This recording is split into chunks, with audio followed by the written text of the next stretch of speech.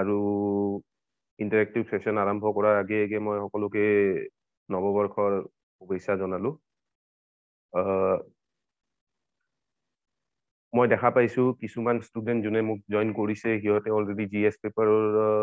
সেয়া ক্লাছ কেইটা লৈ আছে মোৰ লগত, most probably 2জন বা 3জন মান, আৰু বাকিবোৰ most probably নিউলি মোৰ লগত কথা পাতিব পাইছে, আজি পাব। বাট এনিৱে, আমাৰ গ্ৰুপটোৰ যোনখিনি ফিডবেক পালো আপোনালোকৰ পৰা, তাৰ পৰা মই কিছুমান টপিকছ অফ কনচাৰ্ণ ওলাই লৈছো। ওলাই মই ইয়াতে আপোনালোকৰ যোনখন স্ক্ৰীন শ্বেয়াৰ কৰা আছে তাত মই শ্বেয়াৰ কৰি দিছো টপিক অফ কনচাৰ্ণ, কোনকেইটা কনচাৰ্ণছ আছে আপোনালোকৰ, আৰু কিবা এডিশ্যনেল কনচাৰ্ণ যদি থাকে you can share with me in our session that we are having right now. So even before we start, I think if you have any additional concern, you can open up the microphone and you can let me know right now. Or maybe once we begin, even after that, you can stop me and let me know if you have any additional concerns. Okay. So feel free, all right, at any moment during this discussion, because the name itself suggests that it is an interactive session. So I would expect all of you interact with me and interact with each other. All right. Now, before we begin, I would like to tell you something. One very important but neglected aspect of preparation for any kind of competitive examination, be it civil service examination or for any other kind of competitive exams, even for your university exams, you must have realized that in order to really bring out your true potential,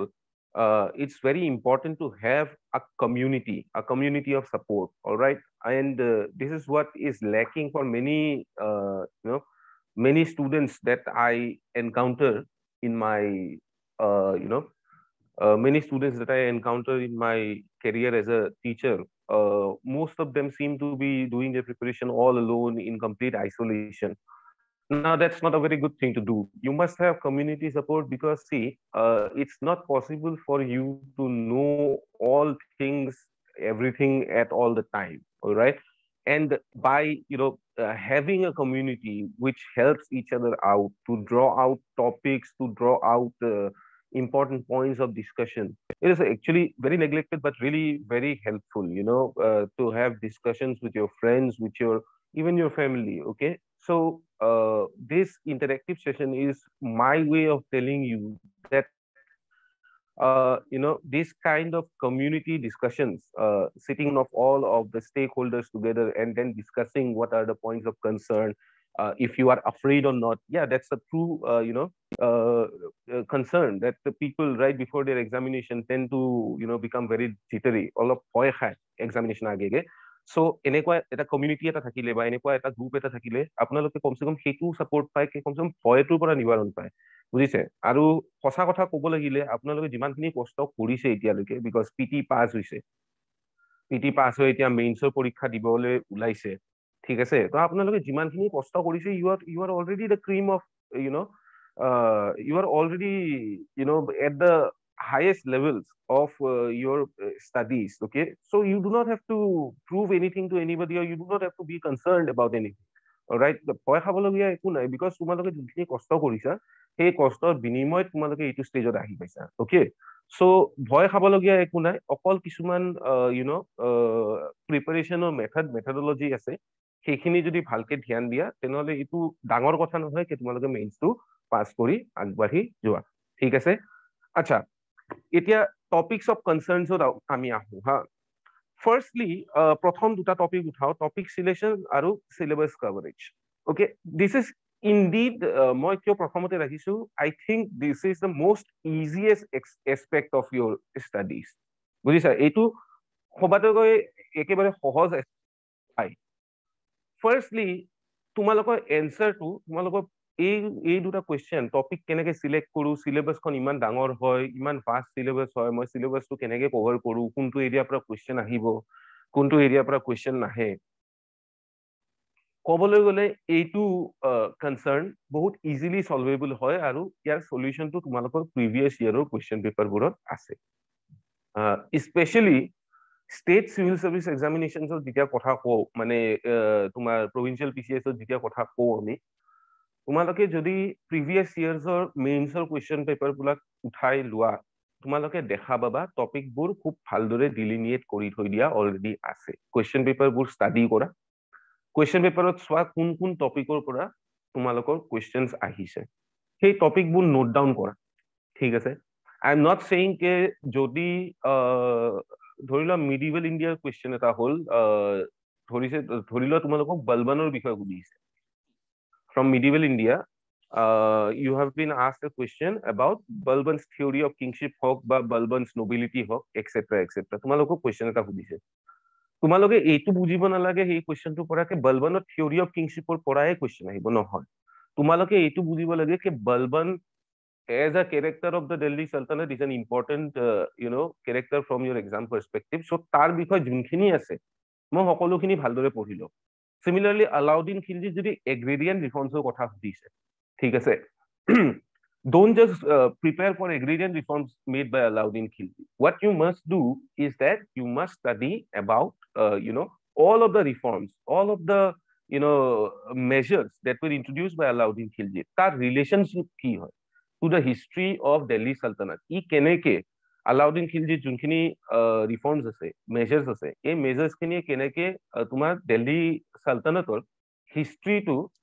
impact কৰে বা ফিউচাৰটো impact কৰে বা pastor পৰা কেনেকে different হয় ঠিক আছে so coming up to the reign of Alauddin Khilji alright whatever has been done by previous sultan how is it different from that okay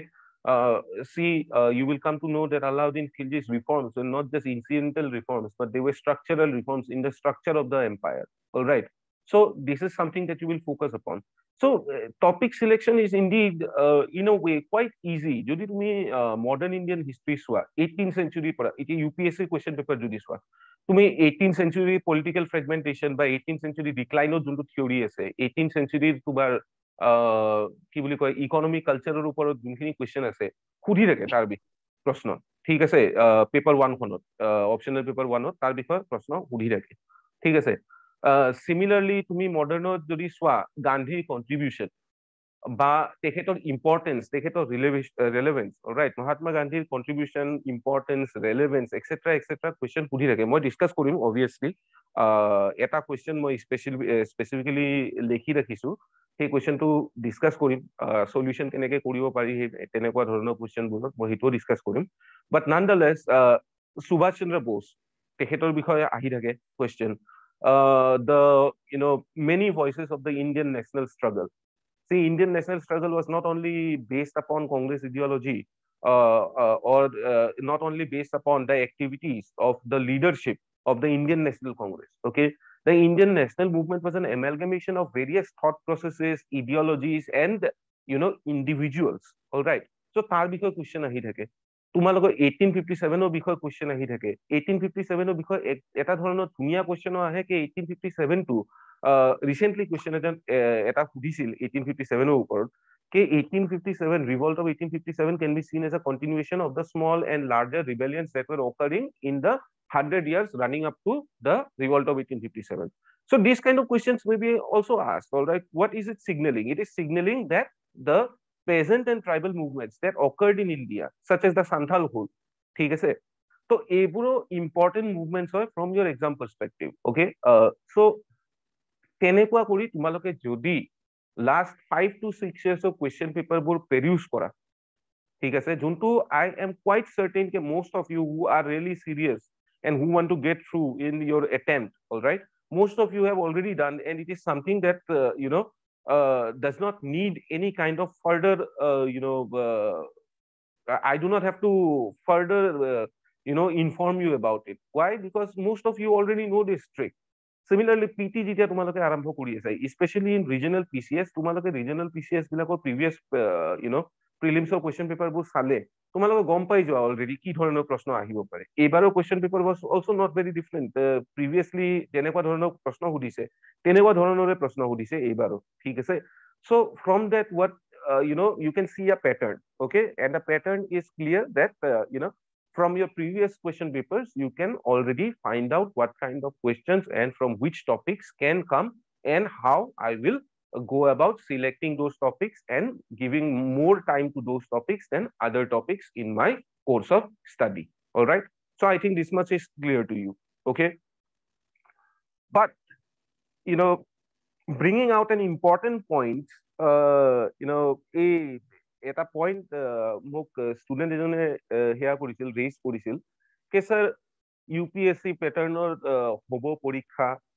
নে প্ৰিভিয়াছ APSC পেটাৰ্ণতে হ'ব। C the previous question papers, এই যোনটো number 5 যোনটো structure আছে, ঠিক আছে, point number 5 যোনটো লিখি ৰাখিছো, যোনটো ষ্ট্ৰাকচাৰ আছে, UPSC ষ্ট্ৰাকচাৰ হ'ব নে APSC ষ্ট্ৰাকচাৰ হ'ব কুৱেশ্যন পেপাৰখন, and it is actually a legitimate point of concern. Okay, কাৰণ কি UPSC structure টো যদি তোমালোকে চোৱা তেনেহলে পেপাৰ 1 পেপাৰ 2 খন কেনেকুৱা ধৰণে ষ্ট্ৰাকচাৰ কৰা আছে, তো সেইটো চালে তুমি গম পাবা কি it is quite different from আমাৰ যোনখন APSC হেয়া আছে, structure যোনটো আছে। Just wait, okay, let me induct some of the people who have already joined. All right. So মই কৈ আছিলো যে যোনখিনি তোমালোকে প্ৰিভিয়াছ ইয়েৰৰ UPSC কুৱেশ্যন পেপাৰ দেখা পাবা, ঠিক আছে, আৰু যোনখিনি প্ৰিভিয়াছ ইয়েৰৰ APSC কুৱেশ্যন পেপাৰ্ছ দেখা পাবা, মাৰ্কিঙৰ ডিফাৰেঞ্চ আছে, তাৰ ওপৰত ষ্ট্ৰাকচাৰৰ ডিফাৰেঞ্চ আছে। পেপাৰ 2 খনত তোমালোকে দেখা পাবা UPSC পেপাৰ 2 খনত মডাৰ্ণ ইণ্ডিয়ান হিষ্ট্ৰী আৰু ৱৰ্ল্ড হিষ্ট্ৰী কুৱেশ্যন থাকে, পেপাৰ 1ত মিডিভেল আৰু এনচিয়েণ্টৰ কুৱেশ্যন থাকে, ঠিক আছে। APSCত পেপাৰ 2 খন কমপ্লিটলি ৱৰ্ল্ড হিষ্ট্ৰী হয় আৰু পেপাৰ 1 খন এনচিয়েণ্ট মিডিভেল আৰু Indian history, modern Indian history amalgamation হয়, ঠিক আছে। তো আস্কিং দিছ কুৱেশ্যন কে ষ্ট্ৰাকচাৰটো কি ধৰণৰ হ'ব, it is quite legitimate concern, but my suggestion to you is the structure should be incidental to you in your studies. Structure to তোমালোকে এটা incidental aspect বুলি ভাবা, তোমালোকে সেইটোৱে মানে the beginning and end of your study হৈ যাব নালাগে, ঠিক আছে। why? because structure যি ধৰণৰে নহওক কিয়, questions কি ধৰণৰ আহে সেই ষ্ট্ৰাকচাৰটোৰ ভিতৰত সেইটো বেছি ইম্পৰ্টেণ্ট। কুৱেশ্যনবোৰ UPSC লেভেলৰ আহিব নে কুৱেশ্যনটো APSC লেভেলৰ আহিব। ধৰি লোৱা মই তোমালোকক এটা এক্সাম্পল এটা দিওঁ, তোমালোকক 1857ত ধৰি লোৱা এটা কুৱেশ্যন সুধিলে APSC, ঠিক আছে। APSCত কুৱেশ্যনটো from my previous experience and previous question papers of APSC, I'm not trying to demean any public service commission, but still previous যোনখিনি কুৱেশ্যন পেপাৰ্ছ আছে, কুৱেশ্যন পেপাৰটোৰ পৰা এনেকুৱা লাগে 1857ৰ পৰা যদি প্ৰশ্ন এটা সুধিছে কজেছ কনচিকুৱেঞ্চেছ তাৰ ওপৰত প্ৰশ্ন সুধিব, ঠিক আছে, কজেছ কি হয় বা কনচিকুৱেঞ্চেছ কি হয়। এতিয়া অন দি আদাৰ হেণ্ড মই অকণমান আগতে UPSC কুৱেশ্যন এটাৰ বিষয়ে কৈছিলো, ভাৰ্বেটিম মোৰ মনত নাই কুৱেশ্যনটো, বাট মই এনে মানে মূল যোনটো সেয়া আছে জিষ্ট আছে, জিষ্টটোৰ ওপৰত মই অলৰেডি তোমালোকক কুৱেশ্যনটো ক'লো কে 1857 টু ৰিলেশ্যন কি হয় যোনখিনি প্ৰিভিয়াছ স্মল আৰু লাৰ্জ ট্ৰাইবেল বা তোমাৰ এগ্ৰেৰিয়ান মুভমেণ্টছ আছিল ষ্টাৰ্টিং ফ্ৰম 1757 পৰা 1857 ভিতৰত। if you go into your studies properly, তোমালোকে গম পাবা কে বহুতখিনি সৰু ডাঙৰ ট্ৰাইবেল মুভমেণ্টছ আৰু এগ্ৰেৰিয়ান মুভমেণ্টছ হৈ উঠিছে, ঠিক আছে। সেইটো কেনেকে ৰিলেটেড হয় 1857ৰ লগত। so see, টপিকটো সেম হয়, but the level at which one public service commission has asked a question and another public service commission has asked a question is quite different, okay, and the mode of answering will also be very different in order to get or secure enough marks, বুজিছা। তো তোমালোকৰ কনসাৰ্নটো হ'ব লাগে সেইটো কে question কি ধৰণৰ আহিব, কুৱেশ্যনটো আমাৰ চেন্ট্ৰেল চিভিল সাৰ্ভিস কমিশন মানে UPSC ইউনিয়ন চিভিল সাৰ্ভিস কমিশনৰ নিচিনা আহিব নে পুৰণা যেনেকুৱা আমাৰ APSC যি ধৰণৰ প্ৰশ্ন সুধি আছিল সেই ধৰণৰ প্ৰশ্ন আহিব। তোমালোকে প্ৰিপাৰেচনটো সেই হিচাপে কৰা, বুজিছা। ষ্ট্ৰাকচাৰটো যেনেকুৱাই নাহক কিয় প্ৰশ্নটো কি ধৰণৰ আহিব সেইটোৰ ওপৰত ধ্যান দিবা, ঠিক আছে। আৰু তোমালোকে দেখা পাবা কে ৱৰ্ড লিমিট, ঠিক আছে, 250 ৱৰ্ডছ আৰু 150 ৱৰ্ডছৰ যোনখিনি ৱৰ্ড লিমিট আছে UPSC ভালদৰে স্পেল আউট কৰি দিয়া আছে। 250 ৱৰ্ডছত তোমালোকে লেখা, 150 ৱৰ্ডছত তোমালোকে লেখা, ঠিক আছে। সিমিলাৰ বস্তু তুমি APSCত নাপাব পাৰা, ঠিক আছে। And the temptation might come into your heart কে মই মানে যিমান পাৰো কিমান লিখি যাওঁ, ঠিক আছে। এতিয়া যদি তোমালোকে UPSC কুৱেশ্যন পেপাৰখন চোৱা তেতিয়া তোমালোকে দেখা পাবা 8টা কুৱেশ্যন এটেম্প কৰিব লাগে আৰু প্ৰত্যেকটা কোৱেশ্চনত তিনিটা সাব কোৱেশ্চন থাকে ঠিক আছে যদি তোমালোকে পেজ ভৰাব যোৱা যদি তোমালোকে পেজ ভৰাই পেলাই লিখিম বুলি ভাবি পেলাই যোৱা তেনেহলে কেতিয়াও কোৱেশ্চন পেপাৰখন কমপ্লিটে কৰিব নোৱাৰে ঠিক আছে that's very important to realize even APSC question paper যোনখিনি question paper আহে যিমান ভলিউমত তাতে এনসার লিখিব লাগে যদি তোমালোকে কন্টেন্টৰ মানে কোয়ান্টিটিৰ ওপৰত যদি তোমালোকে বেস কৰি পেলাই তোমালোকৰ পৰীক্ষাটো এটেম্প কৰিছা then I believe you will not have enough time you know within those 3 hours you will not have enough time to complete your question paper so your approach should be based upon that rather than being based upon the structure okay structure to যি ধৰণৰে নাহক কিয় তোমালোকে তোমালোকৰ studies লৈ পেলাই ready হৈ থাকা ঠিক আছে তোমালোকে এনসাৰ ৰাইটিং প্ৰেক্টিস কৰি পেলাই ৰেডি হৈ থাকা alright begin with your answer writing practice I am very sorry कि I met you late in your preparation alright মই আগতীয়া কৰি তোমালোকক মানে হেল্প কৰিব নাপালো because I joined Lucent quite late I think in December I joined in December so if I would have joined you know a little bit earlier then these kind of sessions could have been taken care of in the past year itself alright I would not have waited for this year because when it comes to you know answer writing practice it takes a little bit of time all right and it takes a little bit of time to you know speed up your writing process but nonetheless even if you start today now it's not very late all right even if you start today if you keep around you know 1 hour or 1.5 hour every evening for an answer writing practice session at your own place in your own convenience at your own time okay so I think this will again help you in your preparation all right this will help you আগলৈকে তোমালোকৰ যোনখিনি পৰীক্ষা আহিব এই পৰীক্ষাত তোমালোকক help কৰিব ঠিক আছে আৰু চ্যাটত এটা হিষ্টৰিয়ান কোড কৰা কিমান ইম্পৰ্টেন্ট হয় আচ্ছা হিষ্টৰিয়ান কোড কৰা কিমান ইম্পৰ্টেন্ট হয় মই আহি আছো হা তালৈকে মই লিখি ল ইয়াতে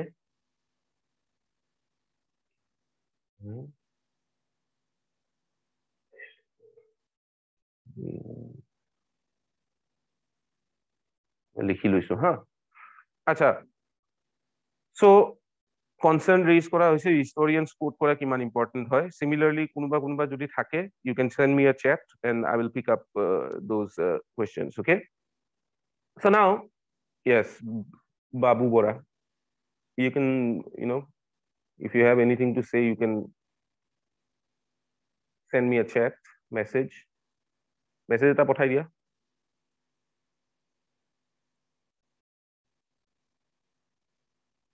মেসেজ এটা পঠাই দিবা হা তুমি কিবা সুধিব থাকিলে তুমি হ্যান্ড রেজ কৰিছাতো কিবা সুধিব থাকিলে মেসেজ এটা পঠাই দিবা মই উঠাই লম ঠিক আছে আচ্ছা এনিৱে বা মাইক্ৰোফোন খুলি পেলাই ক'ব পাৰা ঠিক আছে এনিৱে আৰু এক ধৰণৰ কোৱেশ্চন সোধা গৈছে so I think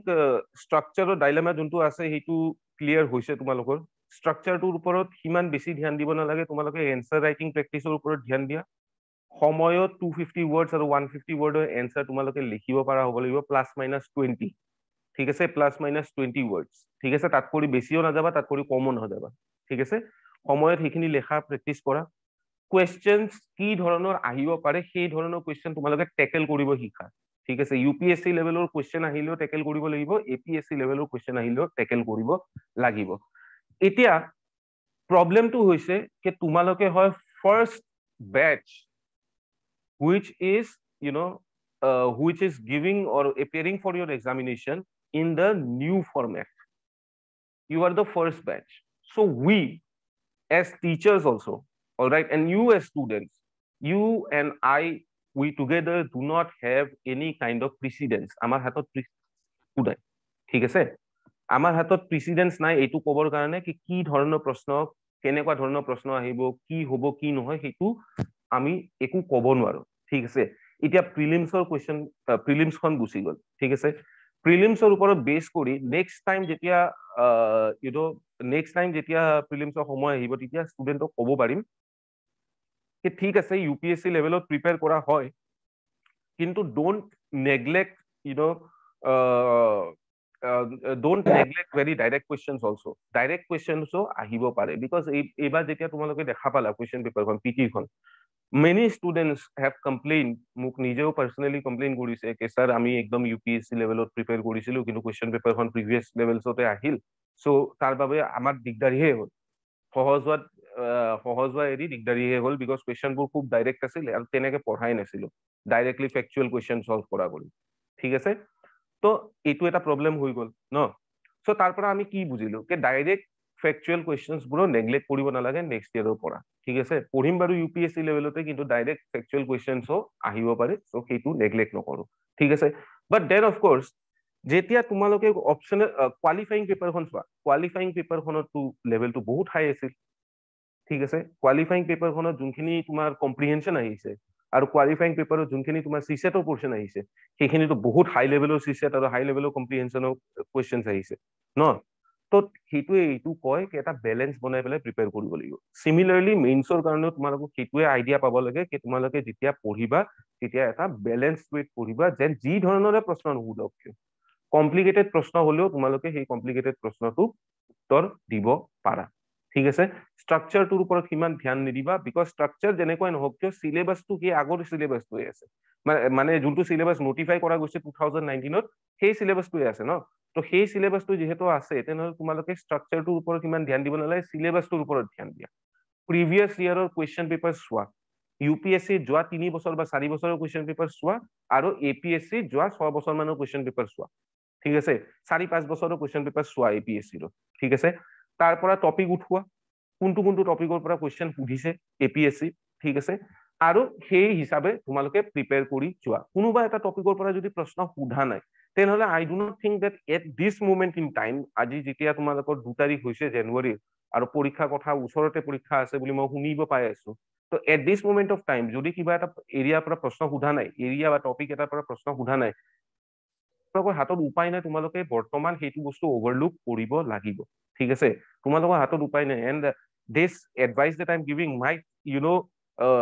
turn back on me, alright. এক্সামিনেশ্যনত দেখা পাইছো কি কোনোবা এটা টপিকত সোধা নাছিল, এই টপিকটোৰ আগতে প্ৰশ্ন, কিন্তু তাৰ পৰা প্ৰশ্ন আহি গ'ল, বাট this is hard luck, alright. We cannot do anything about it. If you do not have time to cover the entire syllabus, focus on covering the entire syllabus, okay? But if you do not have time, you have to be selective. And what is the only method of selecting,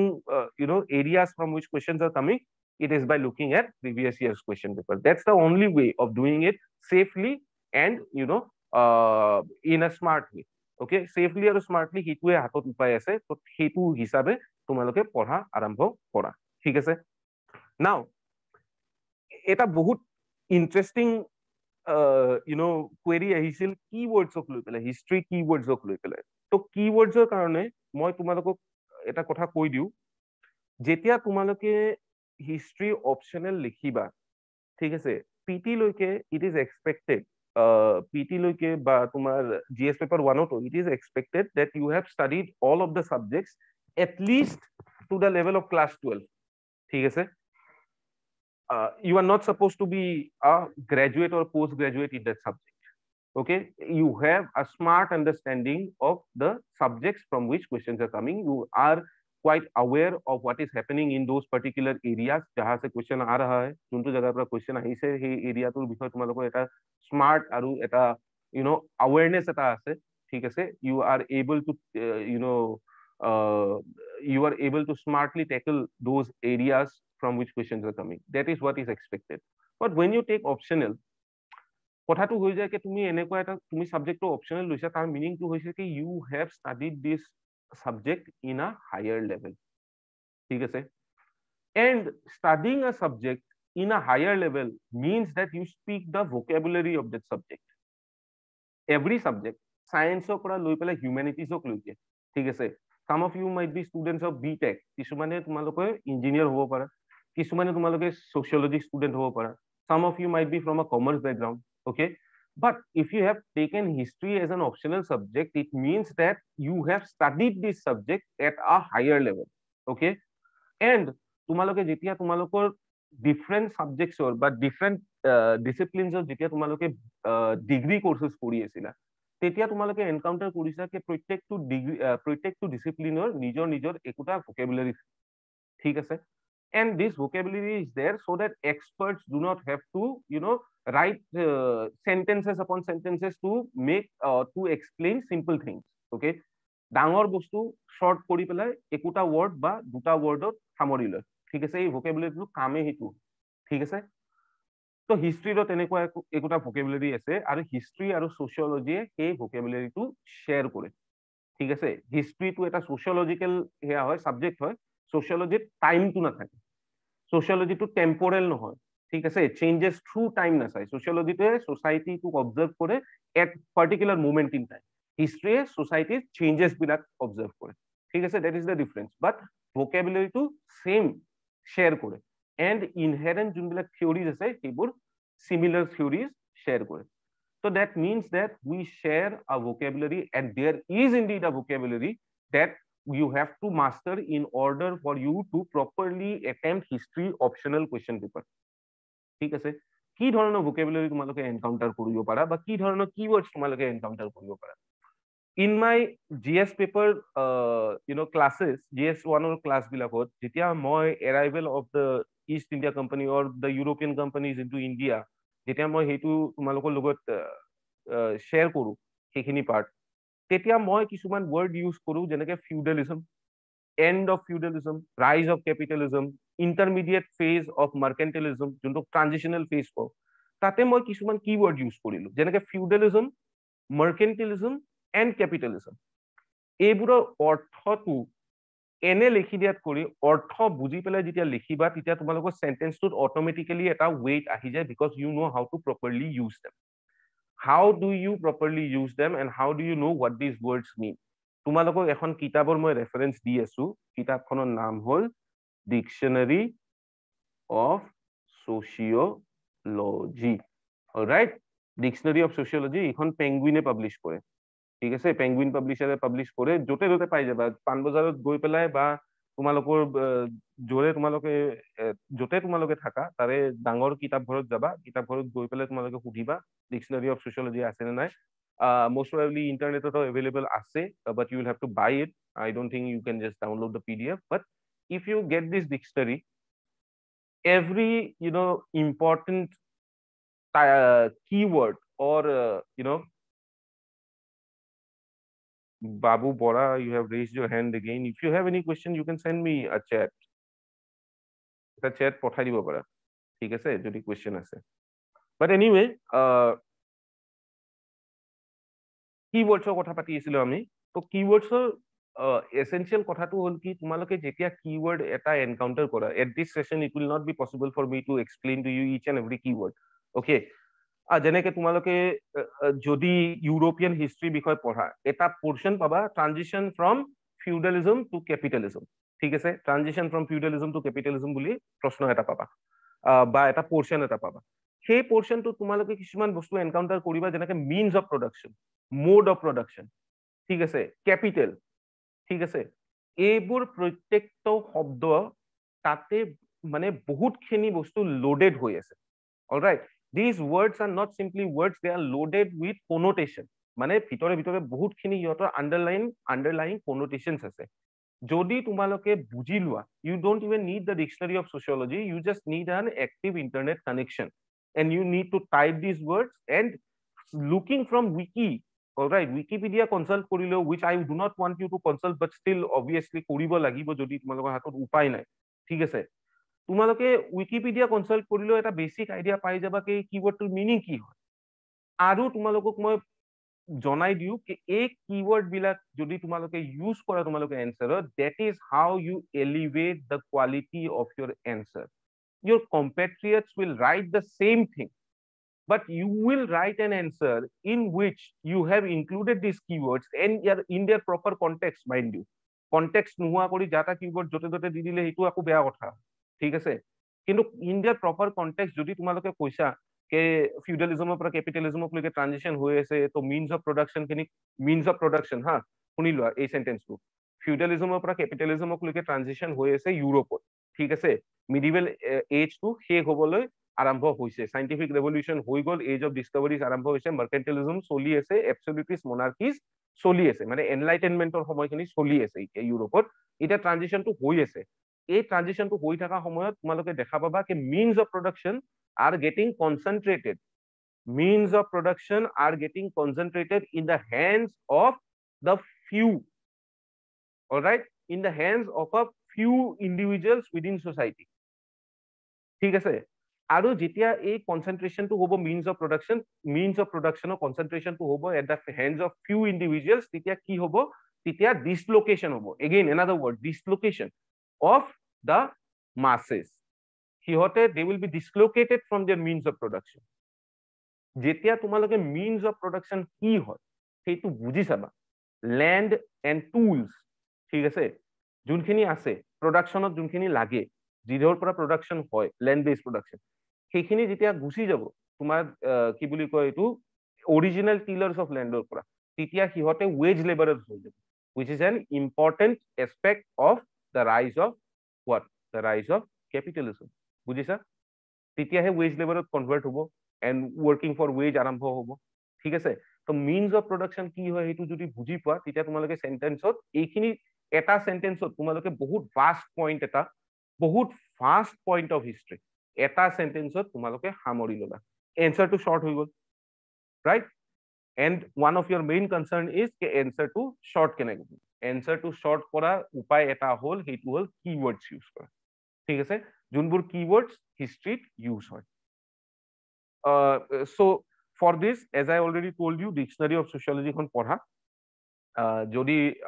সময় নাই তেনেহলে তোমালোকে wiki consult কৰা, যেতিয়াই তোমাৰ wiki বা তোমালোকে internet consult কৰা, আৰু যেতিয়াই in your studies whenever you come across a word,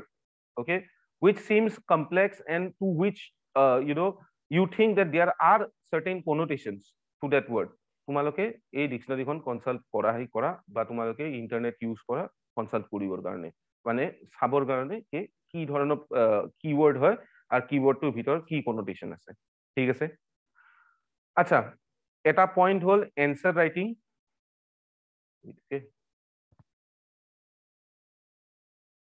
answer ৰাইটিঙৰ point এটা সুধিছিল গ্ৰুপত, সেইটো হ'ল কি ব্ৰিফলি এনসাৰ কেনেকে লিখো, পইণ্ট ৱাইজ লিখো, আৰু যদি পইণ্ট ৱাইজ লিখো কিমানখিনি পইণ্টছ লিখো, ঠিক আছে। Writing answers in points is a very smart way of going about writing your answers. ঠিক আছে, is a very smart way of going about writing your answers, but the essential thing is তোমালোকে যেতিয়া এনসাৰটো লিখিবা তোমালোকে point wise লেখা, কিন্তু তোমালোকে এই বস্তুটো অবজাৰ্ভ কৰিবা কোনটো পইণ্ট আগত দিও কোনটো পইণ্ট পিছত দিও, ঠিক আছে। যোনটো ফাইনেল পইণ্ট হয়, কিবা এটা এনসাৰ তোমালোকে লিখি আছা, ধৰি লোৱা nature of the revolt of 1857 ওপৰত তোমালোকে এনসাৰ এটা লিখি আছা, ঠিক আছে। ৰিভল্ট অফ 1857 নেচাৰৰ বিষয়ে তুমি এনসাৰ এটা লিখি আছা, তোমালোকক কুৱেশ্যনটোৱে সুধিছে যে revolt of 1857 has been seen as a sepoy mutiny, ঠিক আছে, বাট চিপয় মিউটিনি বুলি ভাবিলে এই ৰিভল্টটোৰ ট্ৰু কেৰেক্টাৰিষ্টিকটো আমি হেৰাই পেলাও, ঠিক আছে। The revolt of 1857 originally তাক চিপয় মিউটিনি বুলি ভাবা হৈছিল, but if we continue with that thought process we lose the true characteristic of the revolt of 1857. Elaborate. Essentially এই কোৱেশ্যনটোৱে তোমালোকক নেচাৰটোৰ বিষয়ে সুধি আছে, এই ৰিভল্ট অফ 1857 টো আচলতে আছিল কি, তাৰ নেচাৰটো কি হয়, was it simply a চিপয় mutiny or was it a civil rebellion or was it a war of independence, okay, আছিল কি, was it led by sepoys or was it led by the zamindari classes, ঠিক আছে, does it show any kind of nationalist tendencies, all right, so তাতে বহুতখিনি কনসাৰ্নছ আছে মিলি পেলাই যোনটোৱে তোমাক এই কুৱেশ্যনটোৰ কুৱেশ্যনটো ফৰ্ম হৈছে। তো তোমালোকৰ ফাইনেল পাৰ্সপেক্টিভটো কি হ'ব লাগে, এই কুৱেশ্যনটো তোমালোকৰ ফাইনেল পাৰ্সপেক্টিভটো হ'ব লাগে কি এইটো নিডাৰ এটা চিপয় মিউটিনি আছিল, নৰ প্ৰপাৰলি এটা সিভিল ৰিবেলিয়ন আছিল, নৰ was it a nationalist rebellion, but it মাইক্ৰোফোনৰ পৰা কোনোবাৰ অকমান শব্দ উঠি আছে হা, if you have something to say you can say, otherwise yes, all right. So as I was saying K revolt of 1857 ৰ বিষয়ে এই প্ৰশ্নটো যদি সুধিছে তোমালোকে ফাইনেলি কেনেকে কনসিভ কৰিছা, আই এম নট সেইং কে মই যোনটো তোমালোকক কৈ আছো সেইটোৱে সঁচা হয়, ঠিক আছে, তোমালোকৰ নিজৰ কিবা এটা কনসেপচন থাকিব পাৰে about the revolt of 1857 and you want to put that point across. তোমালোকে যেতিয়া পইণ্ট কেইটা লিখিবা, ঠিক আছে, পইণ্ট ৱাইজে লেখা, I am not saying point wise নেলেখা, পইণ্ট ৱাইজে লেখা, কিন্তু যেতিয়া পইণ্ট কেইটা লিখিবা তোমালোকে এটা ডিগ্ৰী অফ ইম্পৰ্টেঞ্চ এলোকেট কৰা, কোনটো পইণ্ট চবতছে ইম্পৰ্টেণ্ট হয়, কোনটো পইণ্ট লিষ্ট ইম্পৰ্টেণ্ট হয়। ঠিক আছে, হোল্ড অন, নতুন পাৰ্টিচিপেণ্ট আছে, অকে। তো এজ আই ৱাজ সেইং, কোনটো পইণ্ট সকলোতকৈ ইম্পৰ্টেণ্ট হয়, কোনটো পইণ্ট লিষ্ট ইম্পৰ্টেণ্ট হয়, আৰু তোমালোকে যেতিয়া লিষ্টখন দিবা, পইণ্টৰ লিষ্টটো দিবা, তেতিয়া তোমালোকে সেই হিচাপে এৰেঞ্জ কৰা পইণ্ট কেইটা। ঠিক আছে, কিমানটা পইণ্ট লিখিবা? যদি প্ৰশ্নটোত 12 মাৰ্কছ আছে, 15 মাৰ্কছ আছে, চৰি, যদি প্ৰশ্নটো তোমাৰ 15 মাৰ্কছৰ প্ৰশ্ন আছে, 15 মাৰ্কছৰ প্ৰশ্ন আহি গ'ল, ঠিক আছে, ধৰিবা, তো 15 মাৰ্কৰ প্ৰশ্ন তুমি কিমানটা পইণ্ট দিলে তুমি ভাবা যে তুমি মাৰ্কছ খিনি 15 মাৰ্কছৰ ভিতৰত তুমি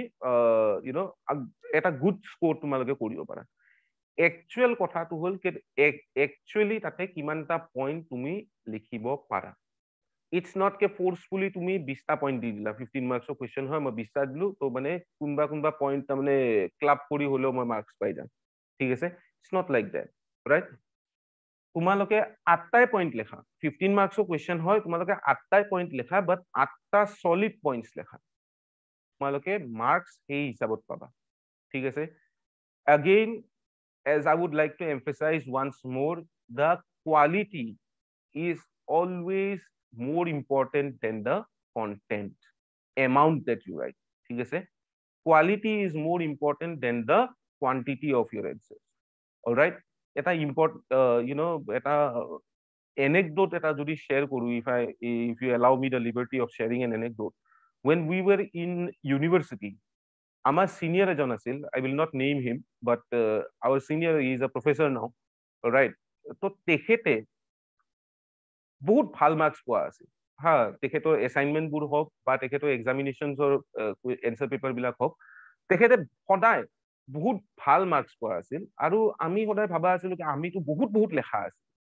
alright, we used to write 7 page answers, 8 page answers, 12 page answers, but still তেখেতৰ নিচিনা মাৰ্কছ স্ক'ৰ কৰিব নোৱাৰা আছিল। তো এদিন যাই পেলাই তেখেতক সুধিলো, বোলে ছাৰ আপুনি কেনেকে কৰে, কি হয় চিক্ৰেট? তো তেখেতে ক'লে, বোলে মোৰ এছাইনমেণ্ট এখন লৈ যাই পেলাই তহঁতে চা। যেতিয়া লৈ আহি পেলাই যেতিয়া আমি চালো, জুনিয়ৰ বিলাকে একেলগে লগ হৈ পেলাই ছাৰে কেনেকে লিখে,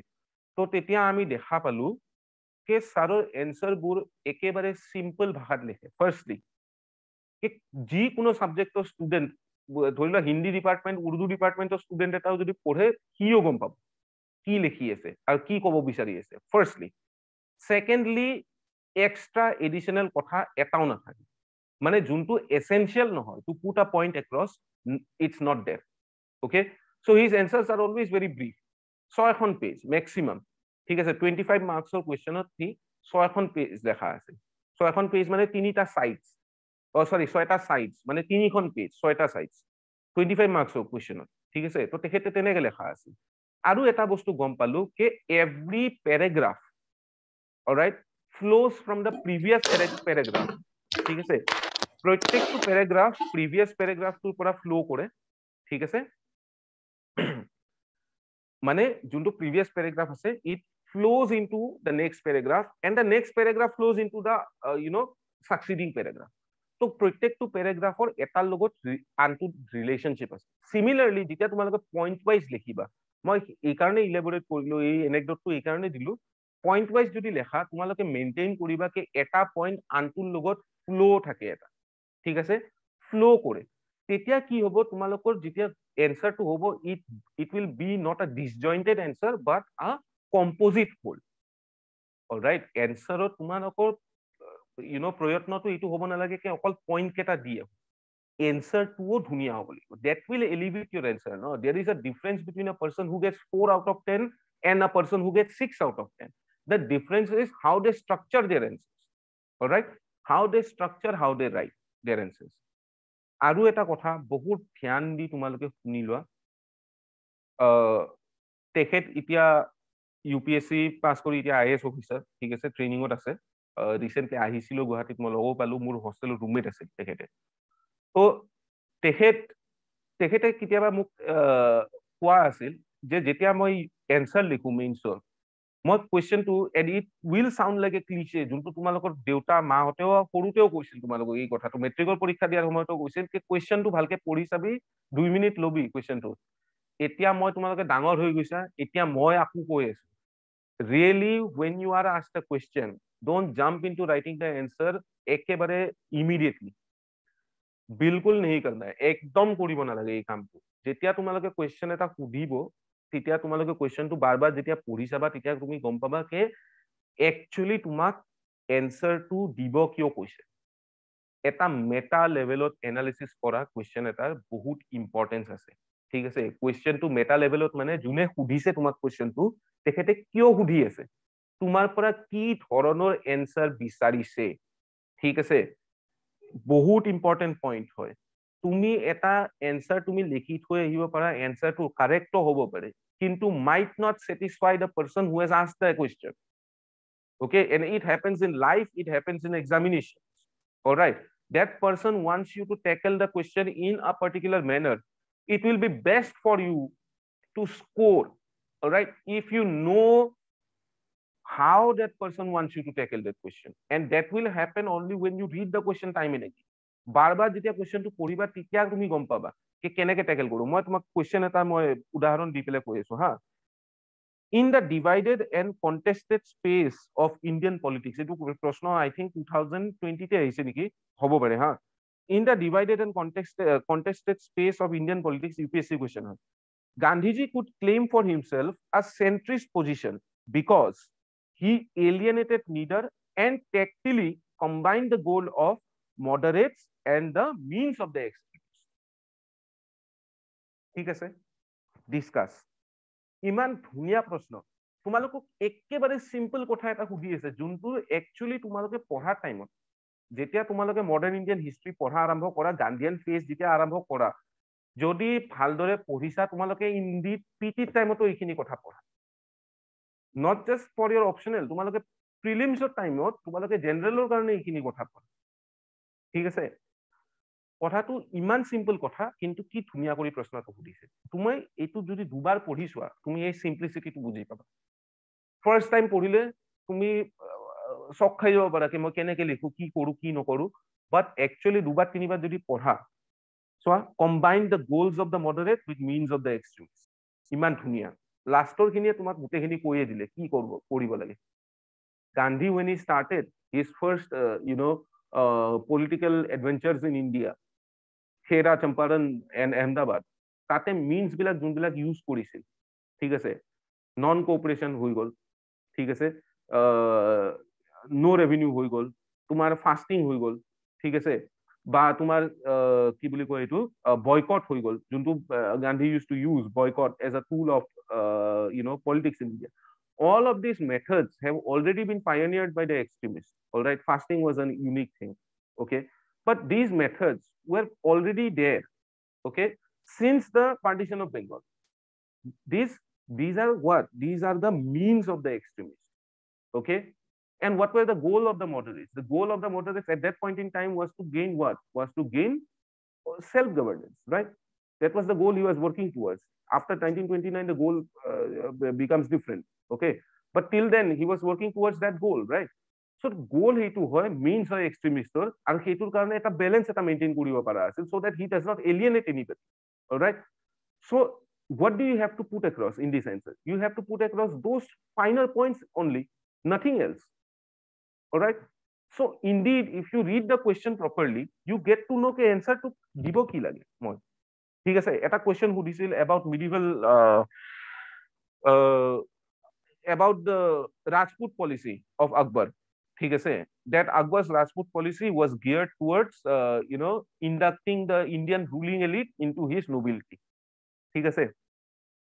essentially তোমাক আকবৰী nobility যোনটো আছে, বাৰবাৰ যদি পঢ়িছোৱা কোয়েশ্চন পেপাৰটো কোয়েশ্চনটো তোমাক nature of the Mughal nobility under Akbar তাৰ বিষয়ে সুধি আছে, ঠিক আছে, and what are the political and cultural বা social advantages of inducting Indian ruling elite into that nobility. যোনটো ইসলামিক nobility আছে তাতে যদি ইন্ডিয়ান ruling elite সোমাই দিও কি কি এডভান্টেজ হ'ব পাৰে, ঠিক আছে। আৰু সেইটো এটা সেইটো কি বুলি কয় তেখেতে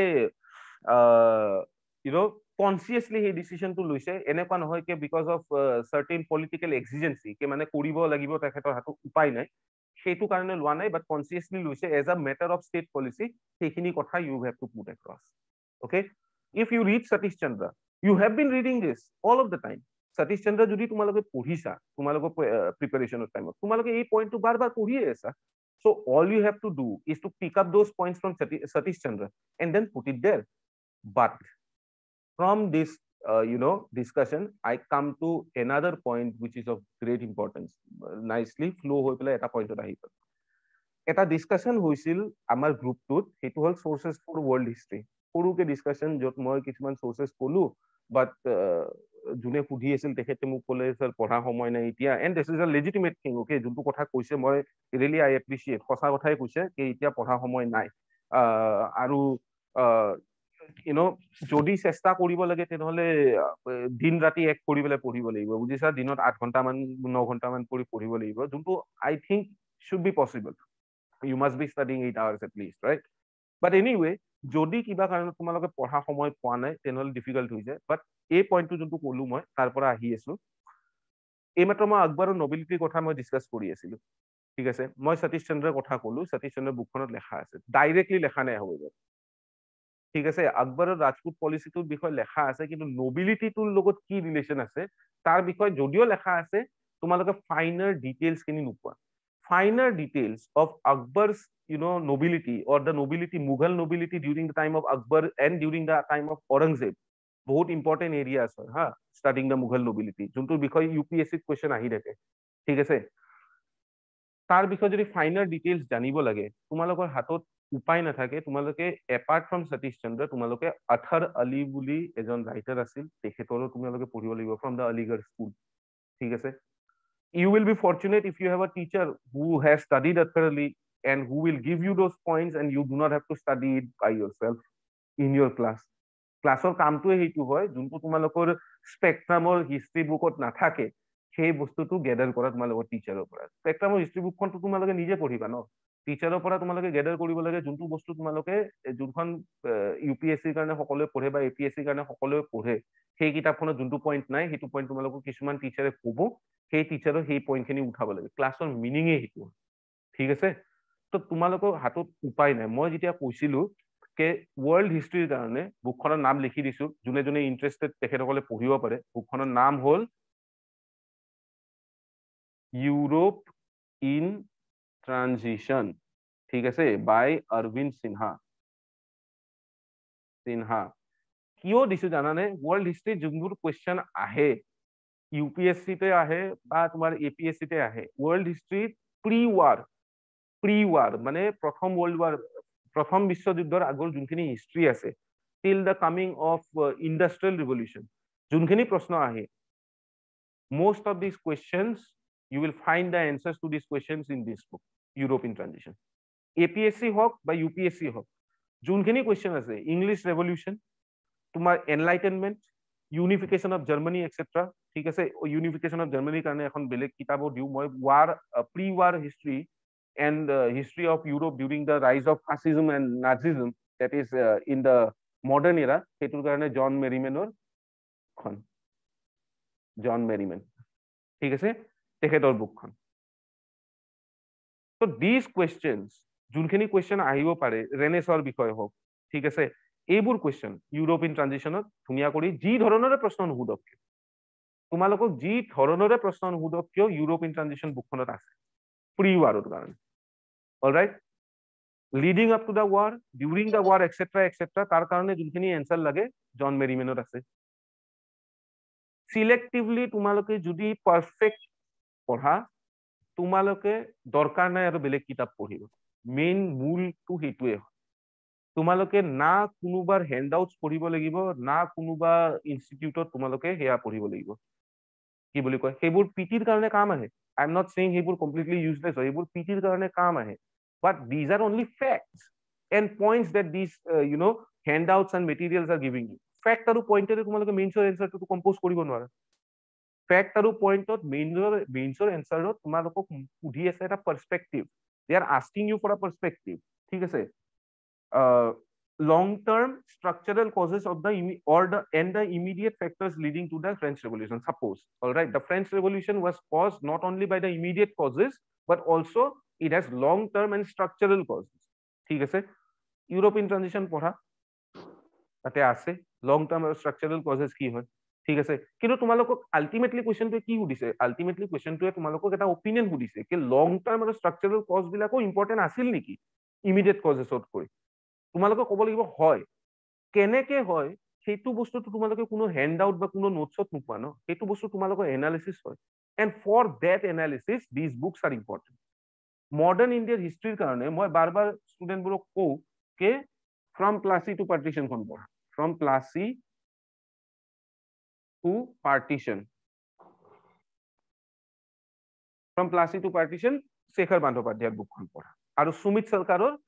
মডাৰ্ণ ইণ্ডিয়াখন পঢ়া ঠিক আছে মই বাৰ বাৰ ষ্টুডেণ্টবোৰক কওঁ সুমিত সৰকাৰৰ modern India from Plassey to partition ষ্টুডেণ্টে দেখা পায় এইখন কিতাপটো ইমান মোটা হয় ঠিক আছে স্পেক্ট্ৰামখন পঢ়িব আছে সেইখন কেনেকে পঢ়ো সেইখন কিতাপৰ পৰা তোমাক ফেক্ট খিনি পঢ়িব দিয়া নাই ন মই ফ্ৰম প্লাচি টু পাৰ্টিশ্যনৰ পৰা তোমাক ফেক্ট পঢ়িব দিয়া নাই ফেক্ট তুমি স্পেক্ট্ৰামৰ পৰা উঠাই আছা আই আণ্ডাৰষ্টেণ্ড ডেট ফেক্ট তুমি কোনোবা ইনষ্টিটিউটৰ সেয়া মেটেৰিয়েলছৰ পৰা উঠাই আছা and I understand that and it is quite respectable to do that okay but when it comes to the analysis এতিয়া তোমাক ডিইণ্ডাষ্ট্ৰিয়েলাইজেশ্যনৰ বিষয়ে এটা প্ৰশ্ন সুধিছে ঠিক আছে really establishment of the East India Company and later the establishment of British India British rule in India destroyed the indigenous craft based industries of India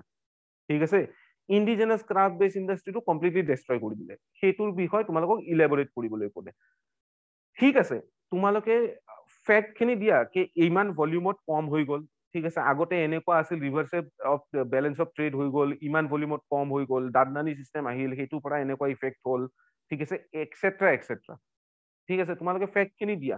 but ultimately historian বিলাকে যোনবিলাক এটা ডিবেট আছে কে ৰিয়েলি হৈছিল নে নাই ultimately তোমালোকে তাতে প্ৰশ্নটোৰ উত্তৰটো তোমালোকে সেই ডিবেটটো ওপৰত ফোকাস কৰিব লাগিব যে ডিইণ্ডাষ্ট্ৰিয়েলাইজেশ্যন ৰিয়েলি হৈছিল নে নাই there is a raging debate and এই ডিবেটটো যোনবিলাক হিষ্টৰিয়ানছৰ অপিনিয়ন আছে যোনটো মই এই প্ৰশ্ন এটা সুধিছিল কোনোবা এজন এছপাইৰেণ্টে এইমাত্ৰ মানে ষ্টাৰ্টিঙতে সুধিছিল হিষ্টৰিয়ানছ অপিনিয়ন কোনখন বুকত পাবা সেইখন বুকত পাবা ফ্ৰম প্লাচি টু পাৰ্টিশ্যন ঠিক আছে তোমালোকে যেতিয়া 1857 পঢ়ি আছা এছ বি চৌধুৰীয়ে কি কৈছে বেঞ্জামিন ডিজৰেলিয়ে কি কৈছে সেইবোৰতো কোনোবা ইনষ্টিটিউটৰ সেয়াত থাকিব ঠিক আছে এটা চেণ্টেন্সত থাকিব ঠিক আছে কিন্তু তোমালোকে কি বুজি পাবা সেই এটা চেণ্টেন্সৰ পৰা আৰু তোমালোকে এনচাৰত কেনেকে ইনকৰ্পৰেট কৰিবা কি নেচাৰ অফ 1857ৰ বিষয়ে এছ বি চৌধুৰীয়ে কি কৈছে আৰ কে মজুমদাৰে কি কৈছে ৰজত কান্তৰে কি কৈছে ন সেইখিনি তোমালোকে নেচাৰটো যেতিয়া লিখিবা তোমালোকে প্ৰত্যেকটো হিষ্টৰিয়ানৰ কি অপিনিয়ন হয় ৰিভল্ট অফ 1857ৰ বিষয়ে যদি তোমালোকে দিব পাৰা তোমালোকৰ এনচাৰটো অট'মেটিকেলি এলিভেট হৈ গ'ল ন কমিউনেলিজম যদি তোমালোকে কমিউনেলিজমৰ ওপৰত এনচাৰ এটা লিখিব লাগে আৰু যদি বিপান চন্দ্ৰাৰ কমিউনেলিজমৰ তোমালোকে ডেফিনিশ্যনটো নাজানা which is one of the most legendary definitions যোনবিলাক হিষ্টৰিয়ানছে আজিকালিও যেতিয়া কমিউনেলিজমৰ বেছ কমিউনেলিজমৰ ওপৰত যেতিয়া এনচাৰ লিখে ন চৰি যেতিয়া পেপাৰ্ছ লিখে তেতিয়া even today they use to some degree or the other the definition that was given by Bipan Chandra তোমালোকে যদি বিপান চন্দ্ৰাৰ বুকখন নপঢ়া কমিউনেলিজম ইন ইণ্ডিয়া বা বিপান চন্দ্ৰা যোনখন ষ্ট্ৰাগল ফৰ ইণ্ডিপেণ্ডেন্সত যোনটো দুটা চেপ্টাৰ থাকে কমিউনেলিজমৰ ওপৰত এক্সট্ৰিমিষ্ট কমিউনেলিজম মডাৰেট কমিউনেলিজম আৰু এক্সট্ৰিমিষ্ট কমিউনেলিজম এক্সট্ৰিম কমিউনেলিজম সেই চেপ্টাৰ মডাৰেট কমিউনেলিজমৰ প্ৰথম চেপ্টাৰটো প্ৰথম আগবঢ়া মানে একদম ফাৰ্ষ্টতে লেখা আছে এই ডেফিনিশ্যনটো যদি নপঢ়া তেনেহ'লে তোমালোকে কমিউনেলিজমৰ ওপৰত যদি কুৱেশ্যন এটা আহিছে growth rise and growth of communalism in India সেই কুৱেশ্যনটো without knowing this definition will not be the answer will not really be an answer যোনটো কাৰণে তোমালোকে ভাল মাৰ্কছ পাবা of course মাৰ্কছ পাবা পইণ্টছ দিছা মানে মাৰ্কছ পাবা but to get that extra edge যোনে ভিডিঅ' গেম খেলে ইহঁতে জানে লেভেল 1000 পাবৰ কাৰণে ঠিক আছে এইটো কষ্ট কৰা ইম্পৰ্টেণ্ট তোমালোকে এতিয়া ফেকচুৱেলি you are ready actually মই মানে ৰিয়েলি কৈছো তোমালোকে when it comes to facts পিটি কাৰণে তোমালোকে পিটি পাছ হৈছাতো তো when it comes to facts you are ready with all the ammunition গোটেইখিনি ammunition আছে but when it comes to writing answers for optional তোমালোকৰ আৰ্চিনেলত এই ammunition খিনি ভৰোৱা analysis of the topics ঠিক আছে পাৰ্টিশন অফ বেংগলৰ বিষয়ে যোনখিনি এনালিসিস আছে শেখৰ বন্দ্যোপাধ্যায়ৰ পৰা পঢ়ি লোৱা ঠিক আছে তোমালোকে গান্ধীয়ান মুভমেন্টছৰ ইম্পৰ্টেঞ্চ কি হয়, ভেৰিয়াছ স্কুলছ অফ থটছ আছে, ঠিক আছে। সাবলটন স্কুলে কি কৈছে, গান্ধীৰ কন্ট্ৰিবিউশনৰ বিষয়টো তোমালোকে লিখিবা, কিন্তু যদি তোমালোকে এটা ক্ৰিটিকেলি, যদি কুৱেশ্যনটোত লেখা আছে ক্ৰিটিকেলি এক্সামিন,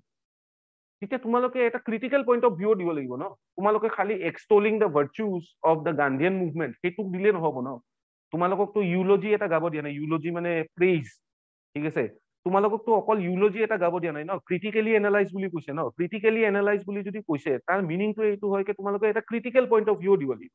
বেলেগ স্কুলছে কি কৈছে, বিপিন চন্দ্ৰে কৈছে এইটো ঘটনা গান্ধীৰ কাৰণে এইটো হল সেইটো হল, বাট সাবলটন স্কুলে কি কৈছে তাৰ বিষয়ে, ঠিক আছে। সাবলটন স্কুলে কি কৈছে তাৰ বিষয়ে তোমালোকে এইটো বস্তু জানা ভাল যে apart from Mahatma Gandhi there were other leaders of the movement, right? There were various socialist leaders of the movement. There were leaders from the agricultural classes, right? All of these leaders, socialist leaders of যেনেকে তোমাৰ কংগ্ৰেছৰ যোনটো form হৈছে, ঠিক আছে, বা AITUC form হৈছে কংগ্ৰেছৰ, ঠিক আছে, কিষাণ সভা মুভমেণ্ট ফৰ্ম হৈছে কংগ্ৰেছৰ ভিতৰত, ঠিক আছে। It was Gandhi and his approach towards nationalism made it possible to amalgamate a working class movement and a peasant based movement within the national movement. এইবোৰ সেপাৰেট মুভমেন্টস আছে। ইউপিত কিষাণ সভা মুভমেন্ট এটা working class movement গুজৰাটত, ঠিক আছে, separate movements আছিল। Before civil disobedience movement, it was made possible that because of Gandhi's way of looking into or perspective towards the national movement, it became possible to amalgamate them. Therefore, during the civil disobedience movement, you see it was so successful. Civil disobedience movement was successful hoise iman ki karonot, because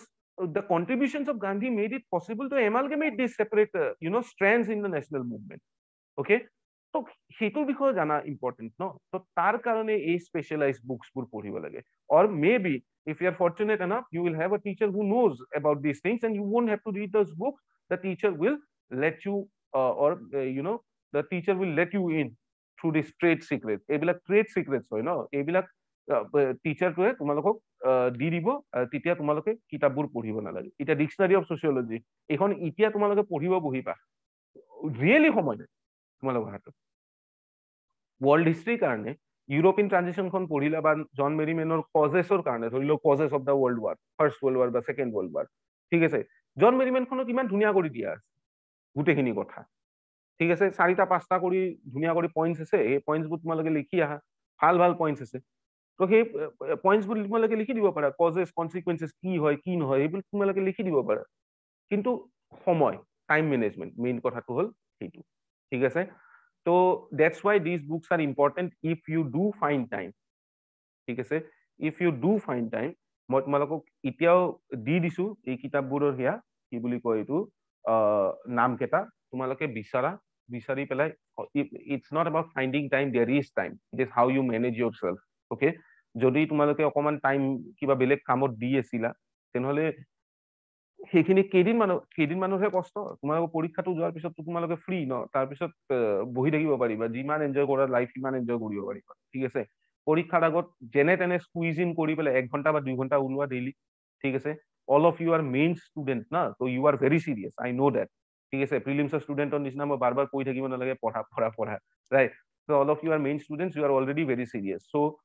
if you are so serious, then you will be able to find out 1 hour or 1.5 hours time, right, from your busy schedule, and just give that time to the study of these 3 books. Okay, topic eta paisa tumi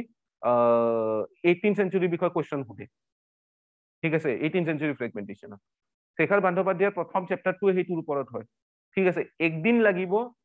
1.5 ঘণ্টা লাগিব সেই চেপ্টাৰটো পঢ়িব। প্ৰত্যেকটো point তোমালোকে উঠাই ল'বা সেই চেপ্টাৰটোৰ পৰা, আৰু পইণ্ট কেইটা যদি তোমাৰ হাতত আছে নেক্সট দিন তোমালোকে পইণ্ট কেইটা ৰিভাইজ কৰা। যেতিয়া প্ৰশ্ন সোধে তোমাক কুৱেশ্যন পেপাৰত, তেতিয়া সেই পইণ্ট কেইটা লিখি আহা তোমালোকে ধুনীয়া কৰি, মনত থাকি যাব, বুজিছা। তো কথাটো সেইটোৱে, এখন ৰাফ নোট বনোৱা, ইয়াৰ পৰা পইণ্টছবোৰ উঠোৱা, তোমালোকে ফেক্টৰ ওপৰত নাযাবা, ফেক্ট তোমালোকে গেডাৰ কৰিব নালাগে, তোমালোকে পইণ্টখিনি গেডাৰ কৰা, আৰু সেই যোনখিনি এনালিচিছ দিছে এই কিতাপ কেইখনত সেই এনালিচিছ খিনি গেডাৰ কৰি উঠি পেলাই এনচাৰটো লিখি আহা তোমালোকে মেইনছত। Just that in my GS paper classes GS1 যোনখিনি ক্লাছ হয় তাতে অলপমান মই মানে সাবডিউড লেভেলত পঢ়াও অপচনেলৰ ক্লাছ হলে মই really optional levelতে Padhao so that the answers that my students write they are at par with UPSC at least, right? And at par with so that it can make the examiner happy. যোনে তোমাৰ এক্সামৰ question পেপাৰখন চাব তেখেতে যেন সুখী হয়। that is your goal, right? That is my goal in the classroom. মই তেনেকে পঢ়াও but I'm sorry এইবাৰ টাইম নাপালো নেক্সট টাইমৰ পৰা মই ট্ৰাই কৰিম অপচনেল ষ্টুডেণ্টখিনিক ভালদৰে ফ্ৰম দ্য বিগিনিং সেয়া কৰা গাইড কৰা বাট anyway sources of world history যোনটো এটা কনচাৰ্ন আছিল মই লিখি দিছো apart from this if you are really exam কেতিয়া মানে হ'ব পাৰে really it will be a shot in the dark ঠিক আছে তুমি সুধিছে এই কোৱেশ্চনটো it will be a shot in the dark মই আন্ধাৰত গুলি চলোৱা টাইপ হ'ব হে যদি এই কথাটো ক'ব যাওঁ বাট তোমালোকে ভাবি ৰাখা যে ফেব্ৰুৱাৰীত বা জানুৱাৰী এণ্ডিঙত বা ফেব্ৰুৱাৰীত মাহটোত তোমালোকে এন্টিচিপেট কৰি থাকা ন মানে মাইণ্ডত এইটো নাৰাখিবা কে পিছত হ'ব মাৰ্চত হ'ব জুনত হ'ব জুলাইত হ'ব ঠিক আছে সেই মেণ্টেলিটিটো নাৰাখিবা ঠিক আছে কোভিড আকৌ এবাৰ ৰিচাৰ্জেঞ্চ হৈ আছে ঠিক আছে ক'ত কি হয় একো ঠিক নাই ঠিক আছে বাট যোনটো ট্ৰেণ্ড দেখা পাইছো চৰকাৰৰ সিদিনাও প্ৰেছ মিটত যোনটো কথা কৈছে কি উই শুড ডু আৱে more and more আমি এই যোনটো SOP সিস্টেম আছে SOP সিস্টেমটোৰ পৰা দূৰতহে যাব লাগে আৰু কোভিডৰ লগত জীয়াই থকাটো শিকিব লাগে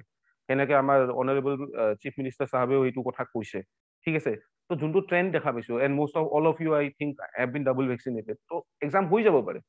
even in the midst of Covid ঠিক আছে ৰিচাৰ্জেঞ্চ হওক যিয়ে নহওক কিয় হৈ যাব পাৰে এক্সাম তো এইটো মানি পেলাই চলা বেছি দূৰত নাই ঠিক আছে তোমালোকৰ হাতত একমাহ টাইম আছে বুলি ভাবি পেলাই চলাচোন ঠিক আছে 1 মান্থৰ টাইম আছে বুলি ভাবি পেলাই চলা আৰু সেই হিচাপে প্ৰিপাৰেচন কৰা ঠিক আছে তো আৰু কৈছো তাৰ মিনিং এইটো নহয় কি তোমালোকে ভয় খাই যোৱা ভয় খাবলগীয়া একো নাই you are already in possession of all of the facts তোমালোকে পিটি পাছ কৰিছা তাৰ মিনিঙে এইটো হয় কি ফেক্টুৱেলি তোমালোকে ৰেডি হয় এনালিটিকেলি এইখিনি টাইম হয় কি তোমালোকৰ এনচাৰ ৰাইটিং প্ৰেক্টিচ কৰা কেনেকে এনচাৰ লিখে এনচাৰটো কেনেকে ষ্ট্ৰাকচাৰ কৰে সেইবোৰৰ ওপৰত ধ্যান দিয়া যেনেকে অলপ আগতে কৈ আছিলো এনচাৰ এটা লেখাৰ আগতে বাৰ বাৰ পঢ়া কোৱেশ্চনটো and it might sound like a cliche but it is the truth gods ঠিক আছে বাৰ বাৰ এনচাৰটো চোৱা কোৱেশ্চনটো চাই পেলাই তোমালোকে মেটা এনালিচিছ এটা কৰা নিজৰ ভিতৰতে কি কাৰণত প্ৰশ্নটো সুধিছে আৰু কি ধৰণৰ এনচাৰ দিলে ভাল পাব তাৰপিছত যেতিয়া লেখা আৰম্ভ কৰিবা মাইণ্ডতে এটা ষ্ট্ৰাকচাৰ বনাই ল'বা কি এইটো ষ্ট্ৰাকচাৰত লিখিলে শ্বৰ্টেষ্ট হ'ব মই যদি এইখিনিৰ পৰা ষ্টাৰ্ট কৰো আৰু এইখিনিত এণ্ড কৰো বুজি পাই আছা আই হোপ ঠিক আছে this is a very important point ঠিক আছে এনচাৰ এপ্ৰ'চ কৰা তোমালোকে শ্বৰ্ট কৰিব লাগে ন ব্ৰিফ কৰিব লাগে তো তাৰ মিনিং হ'ল কি এইখিনিৰ পৰা ষ্টাৰ্ট কৰো এইখিনিত এণ্ড কৰো ঠিক আছে তো লেখাৰ আগতে before you put down a word single word in the paper you should know যে মই এইখিনি জেগাৰ পৰাহে ষ্টাৰ্ট কৰিম ঠিক আছে औरंगजेबर ৰিলিজিয়াছ পলিচিৰ বিষয়ে সুধিছে তুমি যদি আকবৰৰ পৰা আৰম্ভ কৰা তেনেহ'লে তোমাৰ এনচাৰটো অট'মেটিকেলি বহুত লম্বা হৈ যায় ঠিক আছে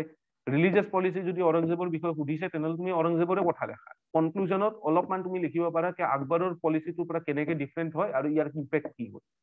ঠিক আছে what is the future impact of this policies ঠিক আছে but you start with Aurangzeb right তো সেইটো কাম ঠিক আছে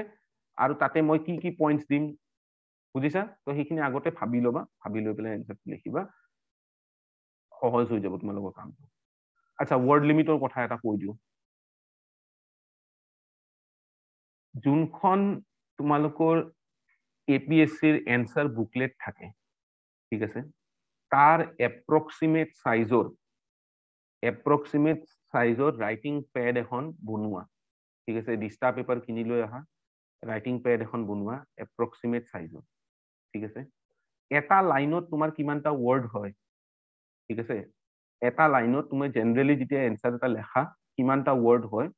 সেইটো তুমি অবজাৰ্ভ কৰা কৰি পেলাই কিমানটা লাইন লিখিলে তোমাৰ 150 ৱৰ্ড হয়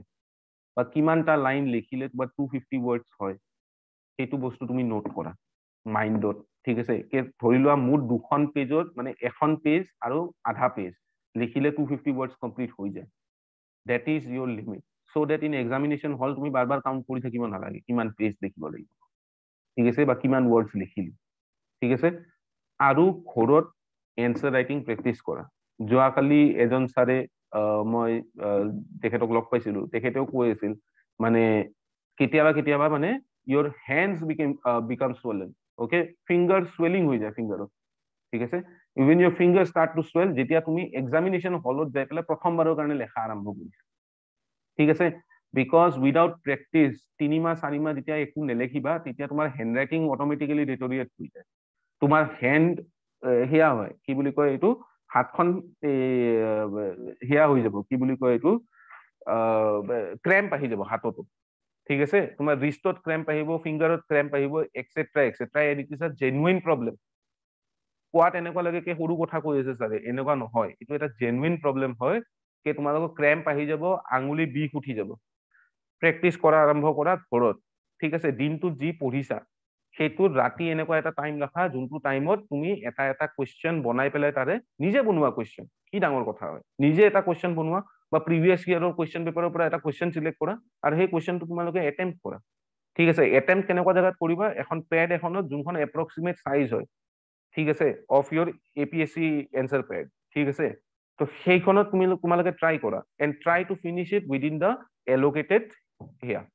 কি বুলি কয় ওয়ার্ড লিমিট ঠিক আছে and don't just try to finish it within the allocated word limit finish it within the allocated word limit to দিয়ে এই কাৰণে যেন তোমালোকে গুটেই কেইটা এনসাৰ অ্যাটেম্প্ট কৰিব পাৰা নাইবা টাইম নহব তোমালোকৰ হাতত ওয়াৰ্ড লিমিট যদি ফলো নকৰা গুটেই কেইটা এনসাৰ অ্যাটেম্প্ট কৰিব কেতিয়াও নোৱাৰিবা যদি ওয়াৰ্ড লিমিট ফলো নকৰা ঠিক আছে আকৌ টাইম ডিভিজনটো শিকি লোৱা কিমানটা এতিয়া ধৰি লোৱা আমাৰ ইউনিভাৰ্সিটি এক্সামিনেশনত 8টা প্ৰশ্ন অহা আছিল 8টাৰ ভিতৰত 4টা লিখিব লাগে এছেজ হয় হা প্ৰশ্ন নহয় এইকেইটা এছে লিখিব লাগে 4খন এছে লিখিব লাগে 3 ঘণ্টাৰ ভিতৰত মানে 45 মিনিটস পাৰ এছে ঠিক আছে তো we had the liberty of writing 14 pages মানে 7 সাইডস ম্যাক্সিমাম 14 পেজেস মিনিমাম এহিয়া তোমাৰ 8খন পেজ মিনিমাম 8খন পেজ ম্যাক্সিমাম 14খন পেজ লিখিব পাৰা we had the liberty of doing that because 45 minutes থাকে হাতত এটা এনসার হিয়া কৰিব তাতেও বহুত মানুহৰ টাইম কমি যোৱা আছে তাতেও বহুত মানুহৰ টাইম কম হৈ যায় কাৰণ কোনবা এটা এনসাৰত 1 ঘন্টা লাগিব তেতিয়া অটোমেটিক্যালি এইটো হয় কি নেক্সট এনসাৰটোত এইটো কথা ভাবি লোৱা যায় কি নেক্সট এনসাৰটো মই আধা ঘন্টাৰ ভিতৰতে শেষ কৰিম লাগিলে দুটামান পইণ্টস কম লিখো কিন্তু আধা ঘন্টাৰ ভিতৰত শেষ কৰিম লাগিলে স্পিডটো অলপ বঢ়াই দিও কিন্তু আধা ঘন্টাৰ ভিতৰত শেষ কৰিম and that discipline will ensure that discipline is the only thing which will ensure that তোমালোকৰ টাইমত এনসাৰ শেষ হয় ঠিক আছে সেইখিনি ডিসিপ্লিন তোমালোকে নিজৰ মাইন্ডত লৈ পেলাই যাবা যেতিয়া তোমালোকে পৰীক্ষা দিব যোৱা without that discipline do not approach the examination হল সেই ডিসিপ্লিনটো মেন্টাল ডিসিপ্লিনটো তোমালোকে মাইন্ডত লৈ পেলাই যাবা কি মই এটা এনসাৰৰ কাৰণে 15 মাৰ্কছৰ কোৱেশ্চনটোৰ কাৰণে ইমান 10 মাৰ্কৰ কোৱেশ্চনৰ কাৰণে ইমান কি বুলি কয় 12 মাৰ্কৰ কোৱেশ্চনৰ কাৰণে ইমান বা শৰ্ট নোট এটাৰ কাৰণে ইমান এইখিনি টাইম মই লৈ পেলাই গৈ আছো আৰু প্ৰত্যেকটো এনসাৰত এইখিনিহে টাইম দিম তাত কৰি বেছি টাইম দিম ঠিক আছে এতিয়া আগবাঢ়ো মেপস আৰু সাইটছৰ বিষয়ে এটা প্ৰশ্ন আছে and this is actually the most among all of the prashnas that I have received যোনখিনি মই queries পাইছো তাৰ ভিতৰত I think this prashna is the most legitimate মানে কি আৰু it's an important question okay I think it is an important question and it is bound to perplex people তোমালোকে দেখিছা এপিএসসি এই মেপছৰ ওপৰত সাইটছৰ ওপৰত ইমান প্ৰশ্ন নাহে ইউপিএসসি প্ৰত্যেকবাৰে আহে আৰু মোক কৈছে 20 মাৰ্ক তাতে এলোকেটেড থাকে হয় থাকে ঠিক আছে আৰু প্ৰথমটোৱে কোৱেশ্চন আৰু এই প্ৰশ্নটো হেয়া হয় most of the time this question is mandatory ঠিক আছে সিলেকশন বেস নহয় কি তুমি ঠিক আছে এই প্ৰশ্নটোৰ উত্তৰটো দিবই লাগিব নাইবা সেইখিনি মাৰ্ক তোমাৰ গ'ল প্ৰিপেয়াৰ হৈ থাকা মোৰ উত্তৰটো এইটো যে প্ৰিপেয়াৰ হৈ থাকা কোনো লস নাই ঠিক আছে there is no loss in being prepared to answer this type of question also ahok nahok হেতুৱে মেটাৰ নকৰে ঠিক আছে এটা এপ্ৰোচ কেনেকৈ কৰিবা কৈছে স্যাৰ 150 সাইটস আছে কেনেকৈ গুটেই এটা সাইটস মনত ৰাখো ঠিক আছে অলপমান স্মাৰ্টলি এপ্ৰোচ কৰা ঠিক আছে বস্তুটো অলপমান স্মাৰ্টলি এপ্ৰোচ কৰা কোৰ পৰা আহি আছে প্ৰশ্নকেইটা প্ৰি হিষ্টৰিক proto historic তাৰ পৰাই আহি আছে আৰু টেম্পল আৰ্কিটেকচাৰৰ পৰা আহি আছে ঠিক আছে যেতিয়া তোমালোকে পিটি পঢ়িছা তেতিয়া তোমালোকে অলৰেডি গোটেইকেইটা সাইটছৰ বিষয় প্ৰি হিষ্টৰিক সাইটছ ক'ত ক'ত আছে কেভ পেইন্টিঙৰ সাইট এতিয়া ধৰি লোৱা তোমাৰ প্ৰশ্নটোত মেপখন আছে আৰু মেপখনত ধৰি লোৱা নাম্বাৰ 19 টো লেখা আছে সাইট অফ কেভ পেইন্টিঙৰ সাইট এটা ঠিক আছে নাম্বাৰ 19 টো আৰু নাম্বাৰ 19 যোনটো হেয়া আছে ডট আছে সেইটো মধ্যপ্ৰদেশত আছে ঠিক আছে তোমালোকে অবভিয়াসলি জানা কি কেভ পেইন্টিং মধ্যপ্ৰদেশত ক'ত আছে itu actually ভয় খাব লগা বস্তু নহয় কেভ পেইন্টিং ভিম্বেটকাত আছে ৰাইট মেজলিথিক সাইট ভিম্বেটকাত কেভ পেইন্টিং পাবা তোমালোকে তো ভয় কিয় কৰিব লাগে এনশিয়েন্ট ক্যাপিটেল তো তোমাৰ হেয়াত দিয়া আছে নৰ্থ ইষ্টৰ পিনে এটা হেয়া দিয়া আছে কি বুলি কয় এইটো ডট এটা দিয়া আছে আৰু তাতে নাম্বাৰিং কৰা আছে তোমালোকে অবভিয়াসলি তাতে হেয়া লিখি দিলে হ'ল কামৰূপ বা প্ৰাগজ্যোতিষপুৰ লিখি দিলে হ'ল ক্যাপিটেলটোৰ নাম সেইটো এনশিয়েন্ট ক্যাপিটেল হেইহৰ নৰ্থ ইষ্টৰ ঠিক আছে সো একচুয়ালি তোমালোকে সাইটছবোৰৰ লোকেশনটো ক'ত ক'ত আছে এইটো পিটিত পঢ়িছা ঠিক আছে পিটিৰ কাৰণে যেতিয়া প্ৰিপেয়াৰ কৰিছা তেতিয়া অলৰেডি সাইটছবোৰৰ লোকেশনটো তোমালোকে পঢ়িছা এনশিয়েন্ট তোমালোকৰ পোষ্ট সৰি এনশিয়েন্ট পোর্ট ঠিক আছে এনশিয়েন্ট পোর্ট ক'ত আছে ওয়েস্ট কোষ্টত কিমানটা পোর্ট আছে এনশিয়েন্ট টাইমছ ঠিক আছে তোমালোকে তো পঢ়িছা বিজয়নগৰ এম্পায়াৰ যেতিয়া পঢ়িছা মিডিভেল পোৰ্টছৰ বিষয়ে পঢ়িছা তোমালোকে ঠিক আছে তো তোমালোকে এই পোৰ্টছ বিলাকৰ বিষয়ে অলৰেডি জানা সো তাতে খালি তোমালোকে ম্যাচ আপ কৰিব লাগে যে কোনটো এৰিয়া ডটটো দিয়া আছে কিমান নম্বৰ হয় আৰু সেই জায়গাটো পোৰ্ট জায়গা হয় নে নহয় তাৰ কাৰণে প্ৰথম বস্তুটো হল কি even before you know the site you have to know the map of India ঠিক আছে even before you know the sites and the placement of those sites তোমালোকে যদি নাজানাতে কৰ্ণাটকাত তোমালোকৰ হেয়া আছে কি বুলি কয় তোমাৰ কি ইনস্ক্ৰিপশন আছে তো কৰ্ণাটকাখন কোনখিনি জায়গাত আছে এপ্ৰক্সিমেট জায়গা সেইখিনি যদি নাজানা তেনেহলেহে দিগদাৰী ঠিক আছে সেইখিনি যদি নাজানা তেনেহলেহে দিগদাৰী কাৰণ কি প্ৰশ্নটো তাতে থাকিব epigraphic source Ashokan epigraphic source বা মাইনৰ এডিক্ট অফ অশোকা ঠিক আছে কৰ্ণাটকাৰ ডটটো থাকিব কিন্তু তোমালোকে যদি নাজানাকে এইখিনি জায়গা কৰ্ণাটক হয় তেনেহলে তোমালোকে নাজানিবা কি সেইটো এটা মাইনৰ এডিক্ট হয় বা কেভ এডিক্ট হয় কৰ্ণাটকত so even before you know the sites you have to know the map of India the political map of India ঠিক আছে even before you know the site ঠিক আছে বাকি সাইটস বোৰৰ বিষয়ে তোমালোকে পঢ়িছাই এক্সামিনেশন প্ৰিলিমছৰ বিষয় প্ৰিলিমছত যেতিয়া পঢ়ি আছিলা Indus valley sites most important sites বোৰ তোমালোকে পঢ়িব লাগে ঠিক আছে মোস্ট ইম্পৰ্টেন্ট সাইটস এনেকুৱা নহয় কি তোমালোকক এটা এনেকুৱা সাইটৰ বিষয়ে সুধিব যোনটো site you know just hold on for a moment তোমালোকক যদি ইন্দাস ভ্যালি সাইটছৰ বিষয়ে সুধি আছে তোমালোকক এনেকুৱা সাইট এটাৰ বিষয়ে সুধিব যোনটো খুবেই প্ৰসিদ্ধ সাইট ঠিক আছে ৰাখিগড়ি বানাউলি লোথাল কালিবঙ্গন তোমাৰ মহেঞ্জোদাৰো হৰপ্পা কি বুলি কয় এইটো দাইমাবাদ আলমগীৰপুৰ ঠিক আছে এইবোৰৰ বিষয়ে সুধিব ঠিক আছে সো যেতিয়া তোমালোকে পঢ়ি আছা যেতিয়া তোমালোকে ইন্দাস ভ্যালি সিভিলাইজেশন খিনি হিষ্ট্রি অপশনাল কাৰণে প্ৰিপেয়াৰ কৰি আছা এনশিয়েন্ট ইণ্ডিয়াৰ কাৰণে ঠিক আছে ইন্দাস ভ্যালি সিভিলাইজেশন প্ৰিপেয়াৰ কৰি আছা তেতিয়া তোমালোকে মেপখন ওলাই লবা মেপখন ওলাই পেলাই তোমালোকে সেই সাইটবোৰ মাৰ্ক কৰিবা কোনটো ৰিভাৰৰ কাষত আছে বিকজ ইন্দাস ভ্যালি সিভিলাইজেশনৰ সাইটবোৰ mostly they are located in the basin of a certain river ঠিক আছে adjacent to a certain river ঠিক আছে কোনবাটো ইন্দাসৰ কাষত আছে কোনবাটো বেহেছৰ কাষত আছে ঠিক আছে কোনবাটো ঘাগৰাৰ কাষত আছে ঠিক আছে কোনবাটো সৰস্বতীৰ কাষত আছে তো তোমালোকে এই বস্তুটো চাব লাগে কোনটো সাইট কোনটোৰ কাষত আছে ঠিক আছে আৰু সেই হিচাপে তোমালোকে মাৰ্ক কৰি যোৱা তোমালোকে মাইন্ডত এটা মেপ এখন বনাই লোৱা আৰু সেই হিচাপে তোমালোকে মাৰ্ক কৰি যোৱা ঠিক আছে মাইন্ডত নিজৰ মাইন্ডত এক্সামিনেশন হলত গৈ পেলাই তেতিয়া এনসাৰ কৰিব বহুত ইজি হৈ যাব I know that at this point in time যেতিয়া তোমালোকে এই প্ৰশ্নবোৰ লৈ আহিছা I understand that it is very difficult even for me you know to provide you with any kind of you know solid help but I can only give you certain tips যোনটো সময়ত মই পাইছো এই সেশনটো সেইটো সময়ত অকল মোৰ হাতত আছে কি মই তোমালোকক কিছুমান টিপস দিব পাৰো ঠিক আছে if I get this kind of question in a classroom setting then I can you know go about you know drawing the map and then pointing out each and every here kiba mnemonic device eta dibo paru ঠিক আছে যেনেকে তোমালোকক মনত ৰাখাকে ইণ্ডাছৰ যোনকেইটা reverse আছে ট্ৰিবিউটাৰিজ আছে সেইকেইটা তোমাৰ ৱেষ্টৰ পৰা ইষ্টকলৈকে মই কেনেকে এৰেঞ্জ কৰি যাওঁ এটা মেমনিক ডিভাইচ এটা তোমালোকে মাইণ্ডতে ক্ৰিয়েট কৰি ল'ব পাৰা এটা চেণ্টেন্স এটা from the beginning of each here কি বুলি কয় the initial of each river তাৰ পৰা এটা চেণ্টেন্স এটা ক্ৰিয়েট কৰি লোৱা ফ্ৰম ৱেষ্ট টু ইষ্ট ঠিক আছে তেতিয়া তোমালোকে ইণ্ডাছৰ গোটেইকেইটা ৰিভাৰৰ সেয়া মনত থাকি গ'ল আৰু প্ৰত্যেকটো ৰিভাৰৰ লগত তোমালোকে চাইট কেইটা এছ'চিয়েটেড চাইট কেইটা মনত ৰাখিলে হৈ গ'ল ঠিক আছে তো তেনেকুৱা নেমনিক ডিভাইচো দি দিব পাৰো যেতিয়া ক্লাছৰুম ছেটিঙত পাওঁ but at this point in time the advice that I can give you is that even before you know the sites you have to know the political map of India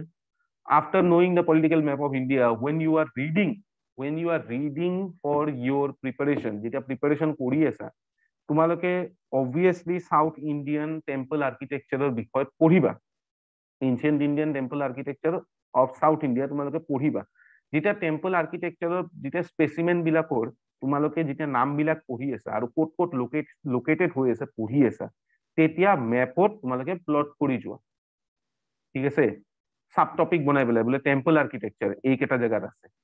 ঠিক আছে map এখনত plot কৰি যোৱা এইকেইটা জেগাত temple architecture আছে কোনটো কোনটো টেম্পল ক'ত ক'ত আছে সেই হিচাপে তোমালোকে প্লট কৰি যোৱা পৰীক্ষাৰ আগত মেপখন একবাৰ চাই যোৱা ঠিক আছে হিন্ট বহুতখিনি কুৱেশ্যনটোতে থাকে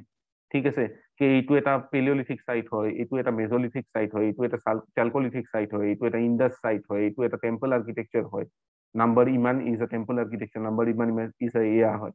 তো যোনটো জায়গাত আছে তাৰে টেম্পল আৰ্কিটেক্সাৰটোৰ নাম লিখি দিয়া যোনটো জায়গাত ডটটো আছে সেইটো চালকলিথিক সাইট নামটো লিখি দিয়া ঠিক আছে সেইখিনি কাম তোমালোকে অপচনেলত যেতিয়া প্ৰিপাৰেচন কৰি আছা এনচিয়েন্ট ইণ্ডিয়াৰ যেতিয়া টপিকটো পাবা তেতিয়াই এখন এখন মেপ তোমালোকে বনাই লোৱা তাতে প্লট কৰি লোৱা আৰু পৰীক্ষাৰ আগত মেপখন চাই যোৱা ঠিক আছে আৰু লং টাৰ্ম মেমৰিত ৰাখিব নালাগে এইটো বস্তু তোমালোকে পৰীক্ষাৰ আগত চালেও হ'ব শৰ্ট টাৰ্ম মেমৰিৰ পৰাই তোমালোকে মানে ইনফৰমেশ্যনটো ড্ৰ আপ কৰিব পাৰিবা লং টাৰ্মত ৰাখিব নালাগে খালি টুলখিনি প্ৰিপেয়াৰ কৰি ৰাখি দিবা যেন পৰীক্ষাৰ আগে আগে তোমাৰ হাতত টুলখিনি আছে ঠিক আছে 10খন মেপ হ'ব পাৰে কোনোবাটো মেপত তোমালোকে ইণ্ডাছ ভেলী সাইটছ প্লট কৰিছা কোনোবাটো মেপত তোমালোকে চেলকলিথিক সাইটছ প্লট কৰিছা কোনোবাটোত তোমালোকে এনচিয়েন্ট কেপিটেলছ যোনখন মহাজনপদ বিলাকৰ কেপিটেলছ আছিল ন বা মহাজনপদ কেইখন আছিল সেইকেইখন প্লট কৰি থৈ দিছা এই টুল কেইখন ৰেডি কৰি থৈ দিবা যেন পৰীক্ষাৰ আগত তোমালোকৰ হাতত এই মেপ কেইখন আছে তোমালোকে মেপ কেইখন চাই পেলাই ওলাই যাব পাৰা পৰীক্ষাত ঠিক আছে এতিয়াৰ পৰাই প্ৰিপেয়াৰ কৰা আৰম্ভ কৰি দিয়া ঠিক আছে আৰু মেপৰ কথা আৰু এটা কওঁ যদি এনেকুৱা এটা কুৱেশ্যন পাইছা যোনটোত মেপ এটা যদি আঁকি দিয়া তোমালোকে সেই মেপটো আঁকিলে তোমালোকৰ হেল্প হ'ব বা কুৱেশ্যনটোক ইলাষ্ট্ৰেট কৰিব বা কুৱেশ্যনটোক এটা ৰস দিব পাৰিবা তোমালোকে তেনেহলে please please please take out 2 minutes from writing that answer and draw the map যদি তোমালোকৰ এনেকুৱা লাগে কি মই এই মেপখন ড্ৰ কৰিলে ধৰি লোৱা তোমালোকক ডেকান পলিচিৰ কথা সুধিছে ঔৰংজেবৰ যদি তোমালোকৰ এনেকুৱা লাগে কি মই কি বুলি কয় এইটো বিজাপুৰ আহমদনগৰ আৰু গোলকোণ্ডা প্লট যদি কৰো তেনেহলে মোৰ এনসাৰটো এলিভেট কৰিব এই মেপখনে প্লিজ ডু ইট ঠিক আছে গোটেই ইণ্ডিয়াৰ একদম ধুনীয়া মেপ এখন আঁকিব নালাগে সাবকন্টিনেন্টেল মেপ এখন আঁকা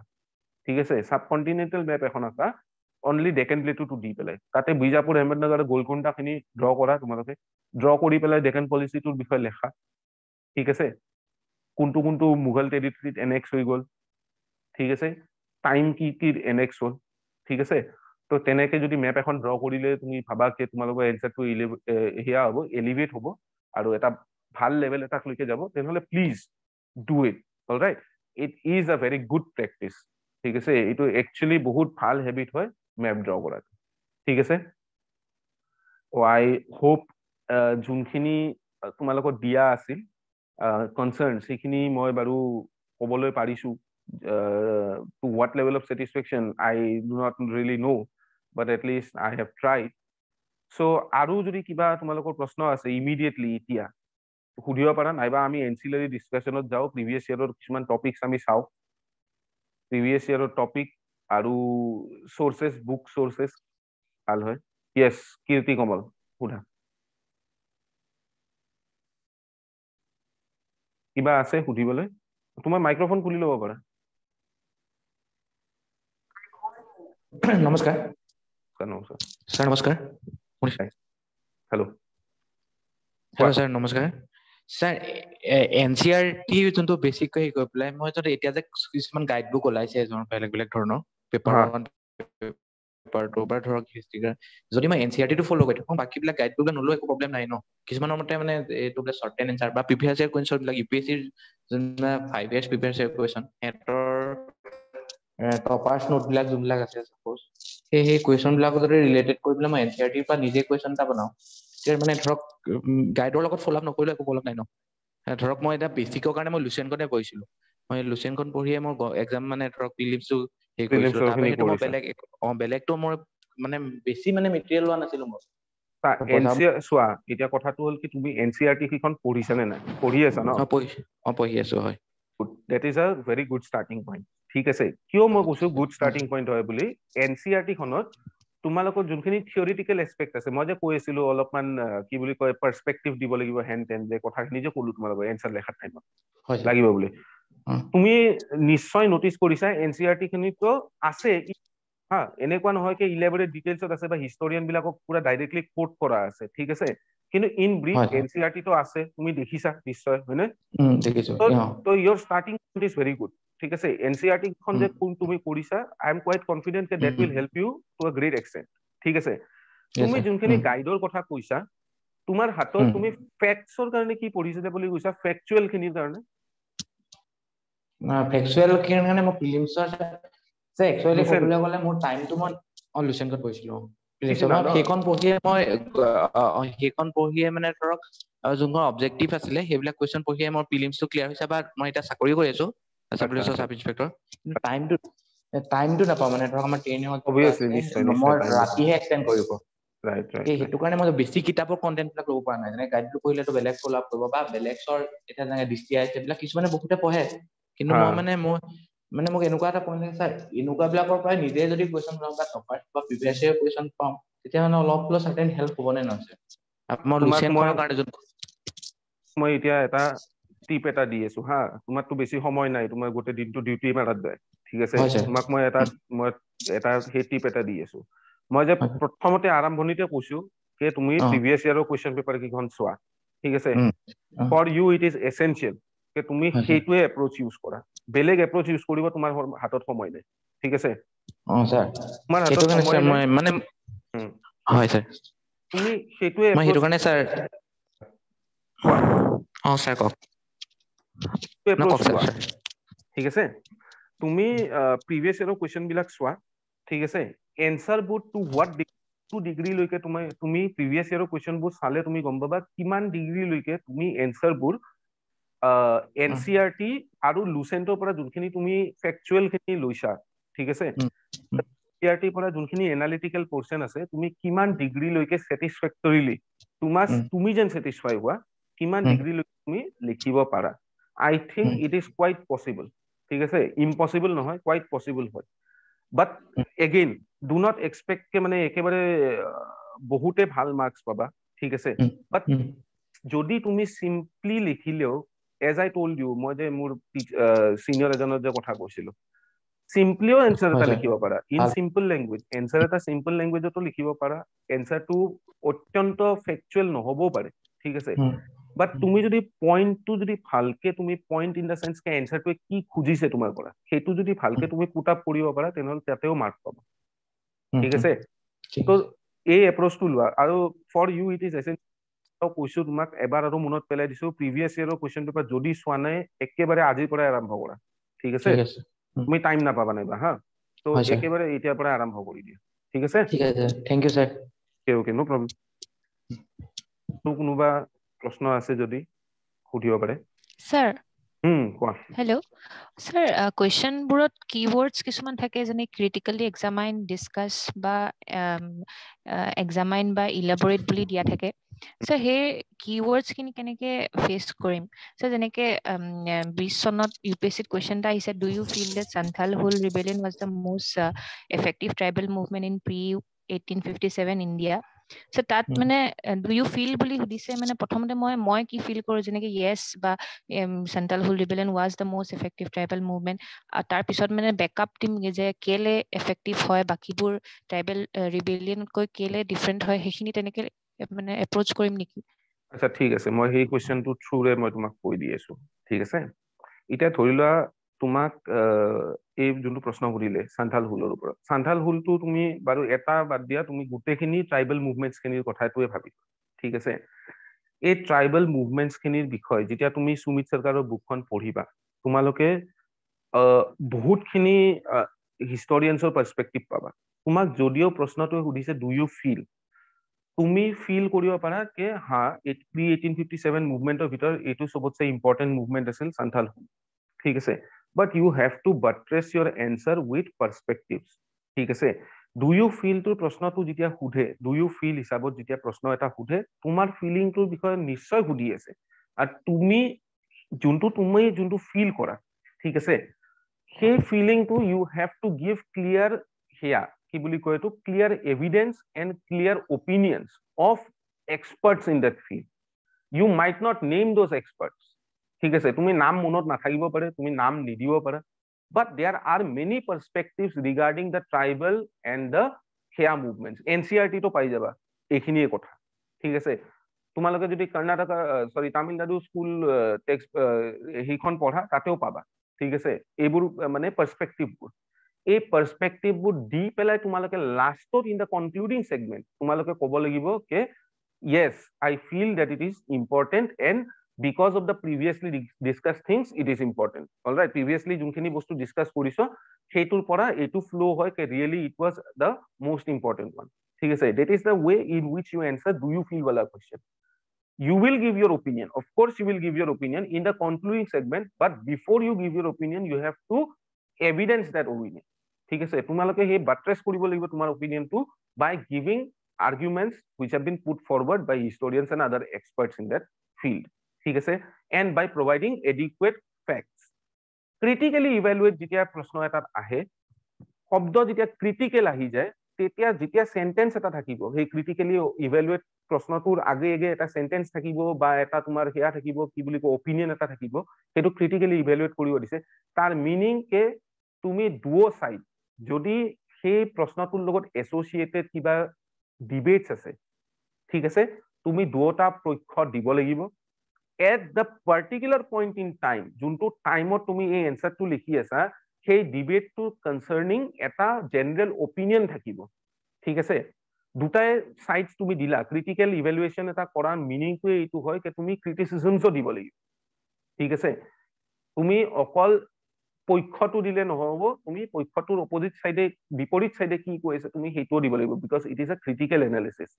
At the end, your entire answers should revolve around putting what point across, putting the accepted view across. ঠিক আছে, at this certain point in time there is a particular accepted viewpoint regarding the rise of communalism in India. ঠিক আছে, কমিউনেলিজমৰ ওপৰত যোনখিনি শোধ হৈছে যিয়ে নহওক কিয়, গোটেইখিনিৰে মিলি জুলি পেলাই এতিয়া বৰ্তমান এটা একচেপ্টেড অপিনিয়ন আছে। ঠিক আছে, বাট যদি তোমাক এটা প্ৰশ্ন সুধিছে যে যোনখিনি এক্সট্ৰিমিষ্ট লিডাৰ্ছবোৰৰ যোনটো এপিল টু ৰিলিজন আছিল, to a great extent it, I am just giving you an example. Okay, suppose a question comes ke extremist leadership junkhini asil Indian National Congress or hok by in the national movement hok, tare junkhini leadership or opinions asil, sorry, juntu appeal to religion asil in order to gain mass support, that in some way or the other led to or gave way to communalism. All right, to what extent this sentence is correct or to what extent this opinion is correct, critically evaluate jodi tumalok diye। At this current point in time তোমালোকে যোনটো accepted opinion হয়, সেই accepted অপিনিয়নটোৰ ওপৰত ৰিভলভ কৰি এনসাৰটো লিখিব লাগিব। বাট nonetheless it is a critical evaluation, that means that you will have to give both sides. ঠিক আছে, when it says elaborate, elaborateৰ মিনিংটো এইটো হয় যে তোমালোকে যোনটো হেয়া দিছে, প্ৰশ্ন দিছে, সেই প্ৰশ্নটোৰ বিষয় এটা ডিসকাশন এটা কৰা। ঠিক আছে, প্ৰশ্নটোৰ বিষয় যোনখিনি পইণ্টছ তোমালোকে জানা, বা প্ৰশ্নটোৱে যোনটো এনসাৰ সুধি আছে সেই এনসাৰটোৰ বিষয়ে যোনখিনি পইণ্টছ আছে, ঠিক আছে, সেইখিনি পইণ্ট তুমি এটা লিনিয়াৰ ফেশনত লিখি আহা। ঠিক আছে, therefore questions which end with elaborate or questions which end with discuss, all right, ডিসকাসটোত সদায় এটা কন্টেনচিয়াস টপিক দিব again it becomes like a critical evaluation okay ডিসকাসটোত এটা কন্টেনচিয়াস টপিক দিব again it becomes like a critical evaluation but when it comes to elaborate writing answers become very easy discuss critical elaboration এইবিলাকত অকমান দিগদাৰি হয় আৰু সদায় মনত ৰাখিবা যেতিয়া এনেকুৱা শব্দ আহে ডিসকাস হওক বা ক্রিটিক্যাল ইভ্যালুয়েশন হওক তেতিয়া তোমালোকে সদায় যোনটো কন্টেন্ডিং ভিউ পয়েন্টস আছে দুটা দিব দিব and at the end you have to buttress the currently accepted position okay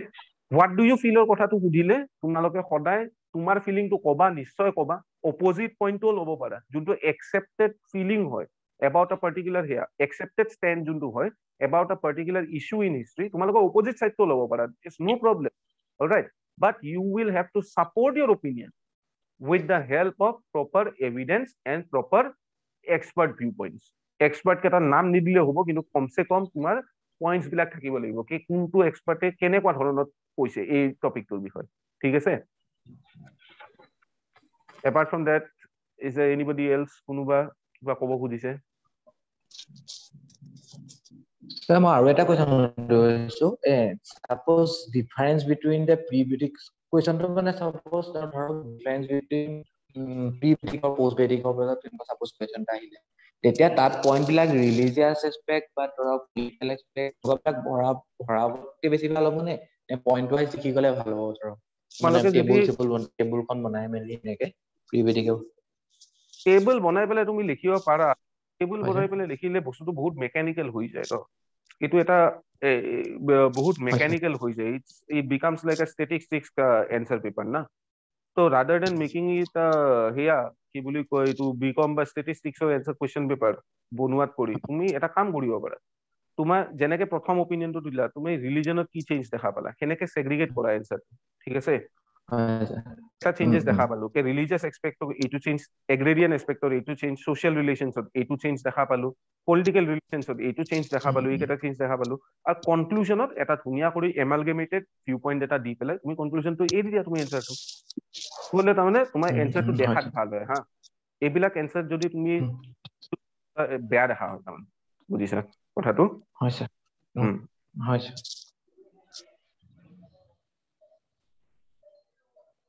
Aru, anything else? If somebody has any more questions about how to write answers and all? Sir, key point এটা কথা কৈছো কি point বুলি ক'লে যে আপুনি যে keyword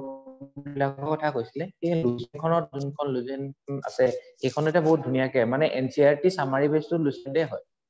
গম পাইছো তাতো বহুত পইণ্ট বিলাক আছে সেই পইণ্ট বিলাকটো বহুত ইম্পৰ্টেন্ট হয় ন সেই পইণ্ট বিলাক বহালোতো আমাৰ হৈ যাব ন স্যাৰ বেছিকে আপুনি যেনেকে এটা কিতাপখনৰ নাম তাৰপৰাও চাই ল'ব পাৰা তাতে যদি বহুত ব্ৰিফলি আছে তেনেহলে তোমালোকে ইন্টাৰনেট কনসাল্ট কৰা এতিয়া বৰ্তমান তোমালোকে ডিকশনাৰীখন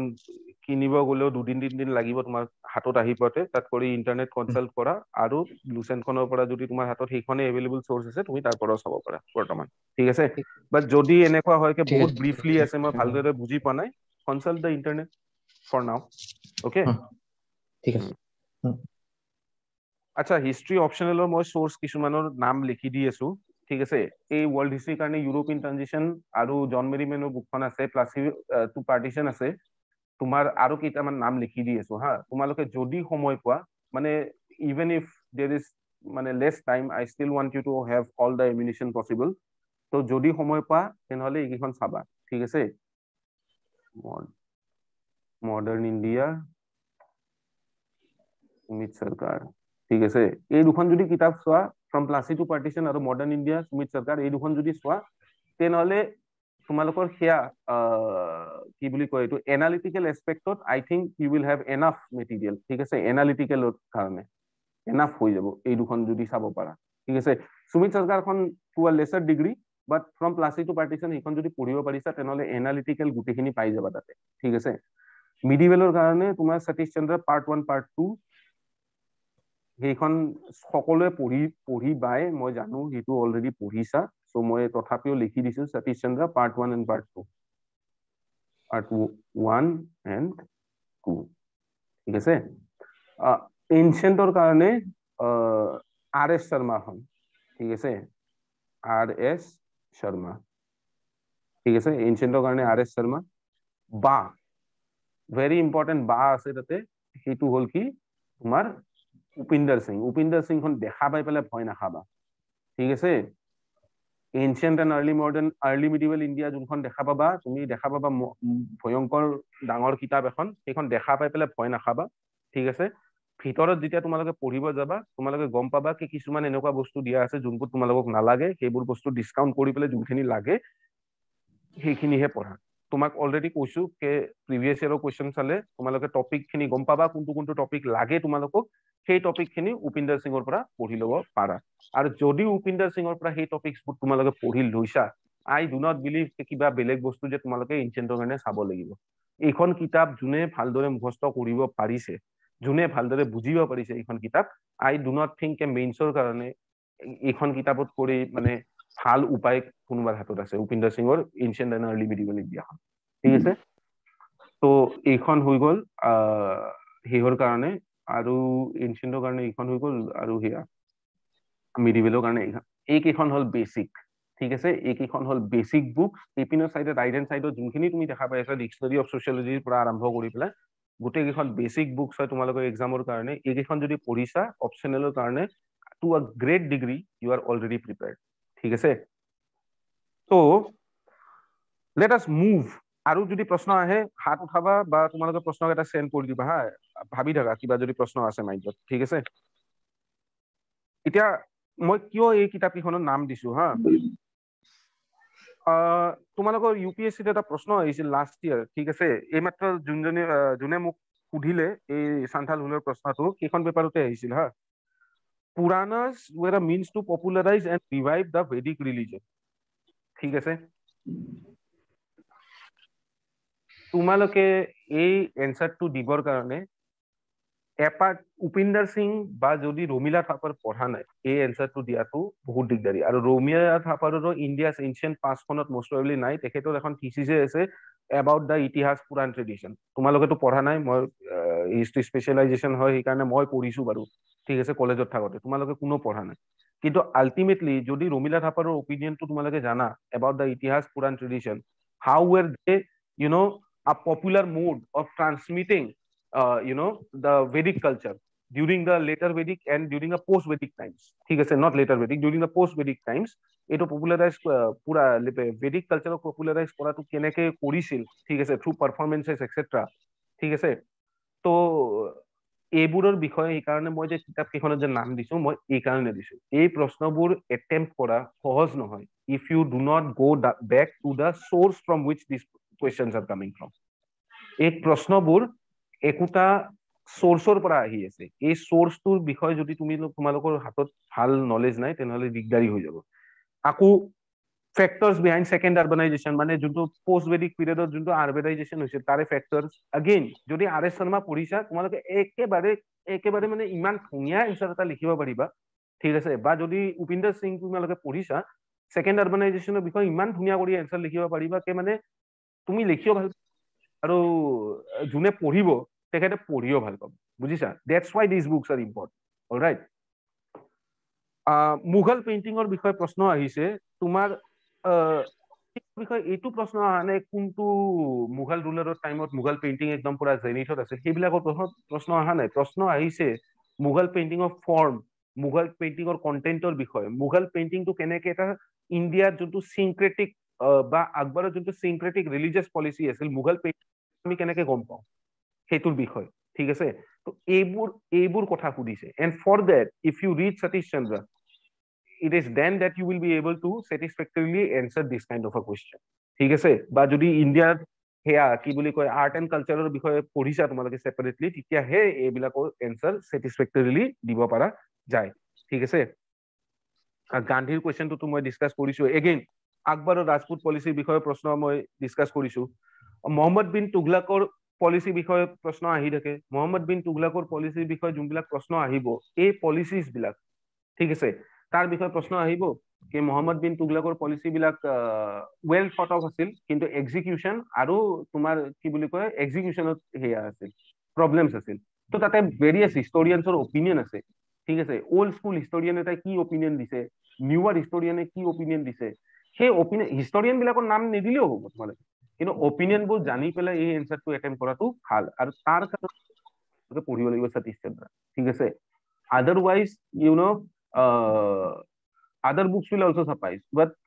reading this book will really help you craft the good answer. NCERT পঢ়িলেও হ'ব, ভয় খাব নালাগে। NCERT যদি পঢ়িছা তাতেও আছে, ঠিক আছে, তাতেও আছে, বাট ইলেবৰেশ্যনত থাকে অলপমান দিগদাৰি হ'ব পাৰে, ঠিক আছে। তো ৱৰ্ল্ড হিষ্ট্ৰীৰ কাৰণেও এটা কথা কৈ দিওঁ, প্ৰশ্ন majorly English history, world wars, cold war এক্সেট্ৰাৰ পৰা আহে, ফ্ৰেঞ্চ ৰিভলিউচন এইবিলাকৰ পৰা আহে। তোমালোকে ৱৰ্ল্ড হিষ্ট্ৰী পেপাৰখন বহুত দীঘলীয়া হ'ব বুলি তোমালোকে পইণ্ট মানে একেবাৰে নাখাবা, ঠিক আছে। ৱৰ্ল্ড হিষ্ট্ৰীখন একদম টপিকেল প্ৰশ্ন আহি আছে। তোমালোকে যদি প্ৰিভিয়াছ ইয়াৰ্ছৰ কুৱেশ্যন পেপাৰখিনি তোমালোকে চোৱা, তে ৱৰ্ল্ড হিষ্ট্ৰী কুৱেশ্যনছবোৰ যদিও টপিকবোৰ বহুত ভাষ্ট হয়, কুৱেশ্যনছবোৰ একে ধৰণৰ আহি আছে। তো তোমালোকে প্লিজ কাইণ্ডলি প্ৰিভিয়াছ ইয়াৰ্ছৰ কুৱেশ্যন পেপাৰ চোৱা। মই বাৰ বাৰ কৈ আছো এই কথাটো হা, প্ৰিভিয়াছ ইয়াৰ্ছৰ কুৱেশ্যন পেপাৰ চোৱা। ৱৰ্ল্ড হিষ্ট্ৰীটোৰ যোনখিনি টপিকৰ পৰা কুৱেশ্যন আহি আছে, যিয়ে চ'ৰ্চ নাথাকক তোমালোকৰ হাতত এট দিছ প্ৰেজেণ্ট মমেণ্ট, যিয়ে চ'ৰ্চ নাথাকক, নৰ্মেল ল'খন আছে যদি নৰ্মেল ল'ৰ পৰাই পঢ়া, ঠিক আছে। নৰ্মেল ল'ৰ পৰা পঢ়ি পেলাই ৱৰ্ল্ড হিষ্ট্ৰীখিনি এটেম্প কৰা। তোমালোকে ভয় খাব একেবাৰে নালাগে, ৱৰ্ল্ড হিষ্ট্ৰীটো একো ডাঙৰ কথা নহয়, ৱৰ্ল্ড হিষ্ট্ৰীটো ভয় খাব লগা একো নাই। তোমালোকে লাগে নৰ্মেল ল'খনে পঢ়া, কিন্তু তাৰ পৰা পঢ়ি পেলাই ভালদৰে এটেম্প কৰা, ঠিক আছে। তো ইফ ইউ হেভ এনি মোৰ questions, post it up right now, or otherwise we will end the discussion for now. If you have any questions later on in your here preparation time of aha 2-1 দিনত যদি কিবা প্ৰশ্ন আহে তোমালোকৰ মাইণ্ডত, তেনেহলে please feel free to contact us, ঠিক আছে। গ্ৰুপটো থাকিবই, গ্ৰুপত প্ৰশ্ন সুধিলেও মই গ্ৰুপত উত্তৰ দিম, ঠিক আছে। So is there anything else I can help you with? Thank you, sir. থাকিলে স্যার আপোনাক শিও সুধিম। আপোনালোকে গ্ৰুপত পোষ্ট কৰিব মেছেজ, ঠিক আছে, and I will reply as promptly as possible, ঠিক আছে। ঠিক আছে। Take your leave, and বহুত ভাল লাগিল আপোনালোকক লগ কৰি পেলাই, ঠিক আছে। Till next time, goodbye, okay, and a very happy new year to all of you, and best of luck.